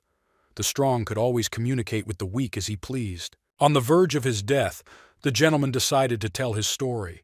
When the anomalous beast sank its teeth into him and tore off half of his face, a realization came to him. Weakness was the original sin. The only fate awaiting the weak was that they could be trampled by the strong. The weak were the food of the strong. That was the truth of this world. By devouring the weak, they became stronger. Xiao was going to kill him not for weakness, but for his vile sins. The reality was completely different, and even the weak had a place in this world. This made the gentleman laugh. No one had the right to judge him. He was sure that the boy had committed similar sins more than once in his life, so he considered himself innocent. The reward for achieving a breakthrough was the Hand of Vengeance ability. This ability allowed the hero to penetrate armor and spent 200 vitality points and 10% of the enemy's defense points. The reward for completing the absorption was the ability to crystallize blood. She allowed her own life force to solidify to form a crystal and spent 150 points. The hero was surprised by the resulting ability to crystallize blood. He supposed that he could now form a blood crystal with his bare hands. To be more precise, the boy could make money with his bare hands, and he would never have to think about where to earn money again. Unexpectedly, the system announced good news. The Vitality Shopping Complex was officially opened. There, Xiao could exchange vitality for special items. The complex already had a Guardian Phoenix and a weapons service. The hero did not understand the meaning of these useless accessories at all. In the ground, he found the remains of Mr. Raven. These were good weapon upgrades for him. It was a bloody blade of retribution, a special type of weapon. It was created from selected materials and after 12 executions, inflicted the curse of the killing blow. The weapon was cursed by the woman who created it. The hero knew that the special effect of this weapon was quite good, only he didn't expect that it was better not to use this damned item often enough. There was still a notebook with notes lying on the ground. The boy decided that it contained data about experiments as well as secret codes, so he decided to keep it for now. Soon, hunters from the Green Ivy tribe managed to pull out all the corpses from the dungeon. The guys covered them with white sheets and could not hold back their tears. Among the dead was the young man whom Xiao Ming had failed to save. He apologized to all the people of the tribe and said that when they met, the boy was already breathing his last breath. The head of the tribe patted the boy on the shoulder and said not to take everything to heart. All the people were grateful to the young man because he was able to achieve retribution for all the dead. The chief of the tribe ordered everyone else to collect everything that could be useful to them, set the cave on fire, and blow up and destroy everything else. All the brave hunters from the Green Ivy tribe fulfilled the request of their leader.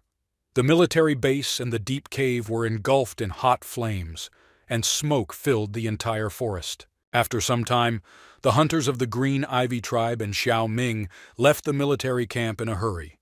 They carried away supplies that were needed by the clan people. Lona couldn't help but feel that the boy had grown taller after he came out of the cave. Only shreds remained of his clothes, and there were visible wounds on his body. The head of the tribe noticed the strange behavior of his daughter. There was no living space left in the young man's place, so the hunter offered him clothes. The hunter's fashionable attire hid all the young man's wounds and his excessive sexuality. The boy was a little confused, but his new look was simply beautiful.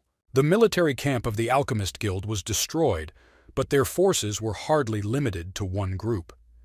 Xiao Ming said that where the Forsaken tribe settled was not safe. The head of the tribe completely agreed with his words. Upon returning home, he planned to immediately begin searching for a new shelter for all those left behind. In addition to the warriors, the Green Ivy tribe had many women and children who took care of the household. Seeing that the hunters had returned, the women began to loudly greet them. When the hunters approached the base, they immediately distributed new supplies to all the women, from which they prepared dinner for the whole family. At this moment, a wild scream was heard throughout the street. Qin Ying ran as fast as she could toward Xiao Ming. She was so glad that he was alive and unharmed that she did not notice anyone around. Impulsiveness was too dangerous, and so the heroes immediately stopped the girl. He said that everything was fine with him and now they could go back home together. Lona noticed their strange whispers, but she didn't like it very much. She approached the guys and asked if they were lovers. Qin Ying was confused and didn't know what to answer, but the young man flatly refused such accusations. They were just classmates, and nothing more happened between them. From the day the hero jumped off the cliff, Lona had been waiting for his return for a long time. Her mother was very ill, so she wanted to take the help of the great pharmacist Xiao. A girl from the tribe and Green Ivy led the hero to the ward where her sick mother lay. An elderly gray-haired woman was living out her last days and was already barely breathing. The woman felt bad not from old age. There were marks of a black snake on her face. Xiao Ming immediately realized that such patterns appeared only after being bitten by a black mamba. The Green Ivy hunters used methods known to them to remove most of the toxins. Thus, they managed to save the life of Lona's mother. The girl said that now the remnants of the poison caused terrible suffering to her mother every day. Thanks to his past life, the young hero was well versed in alchemy and knew how to remove the poison of the black mamba. This required special ingredients. The young hero led the girl to the residence of a large anomalous crab. The shell of such a crab could only be pierced by an artillery shell. Lona said that they could not even chop off its leg. The boy was confident in his abilities, so he didn't think long. He jumped up and decided to attack the huge crab himself while Lona was shaking with fear. To defeat the beast, the boy used his new acquired skills. He activated his hand of retribution, and a huge palm covered the entire crab. It seemed simply unthinkable. The crab seemed simply huge, but in the hand of retribution it was absolutely tiny. Without hesitation, Xiao Ming squeezed his hand as hard as he could and crushed the beast. Lona couldn't believe her eyes. The hero was able to split a huge crab into pieces of steaks with one blow. Now the heroes could return home and start preparing an antidote to treat their mother.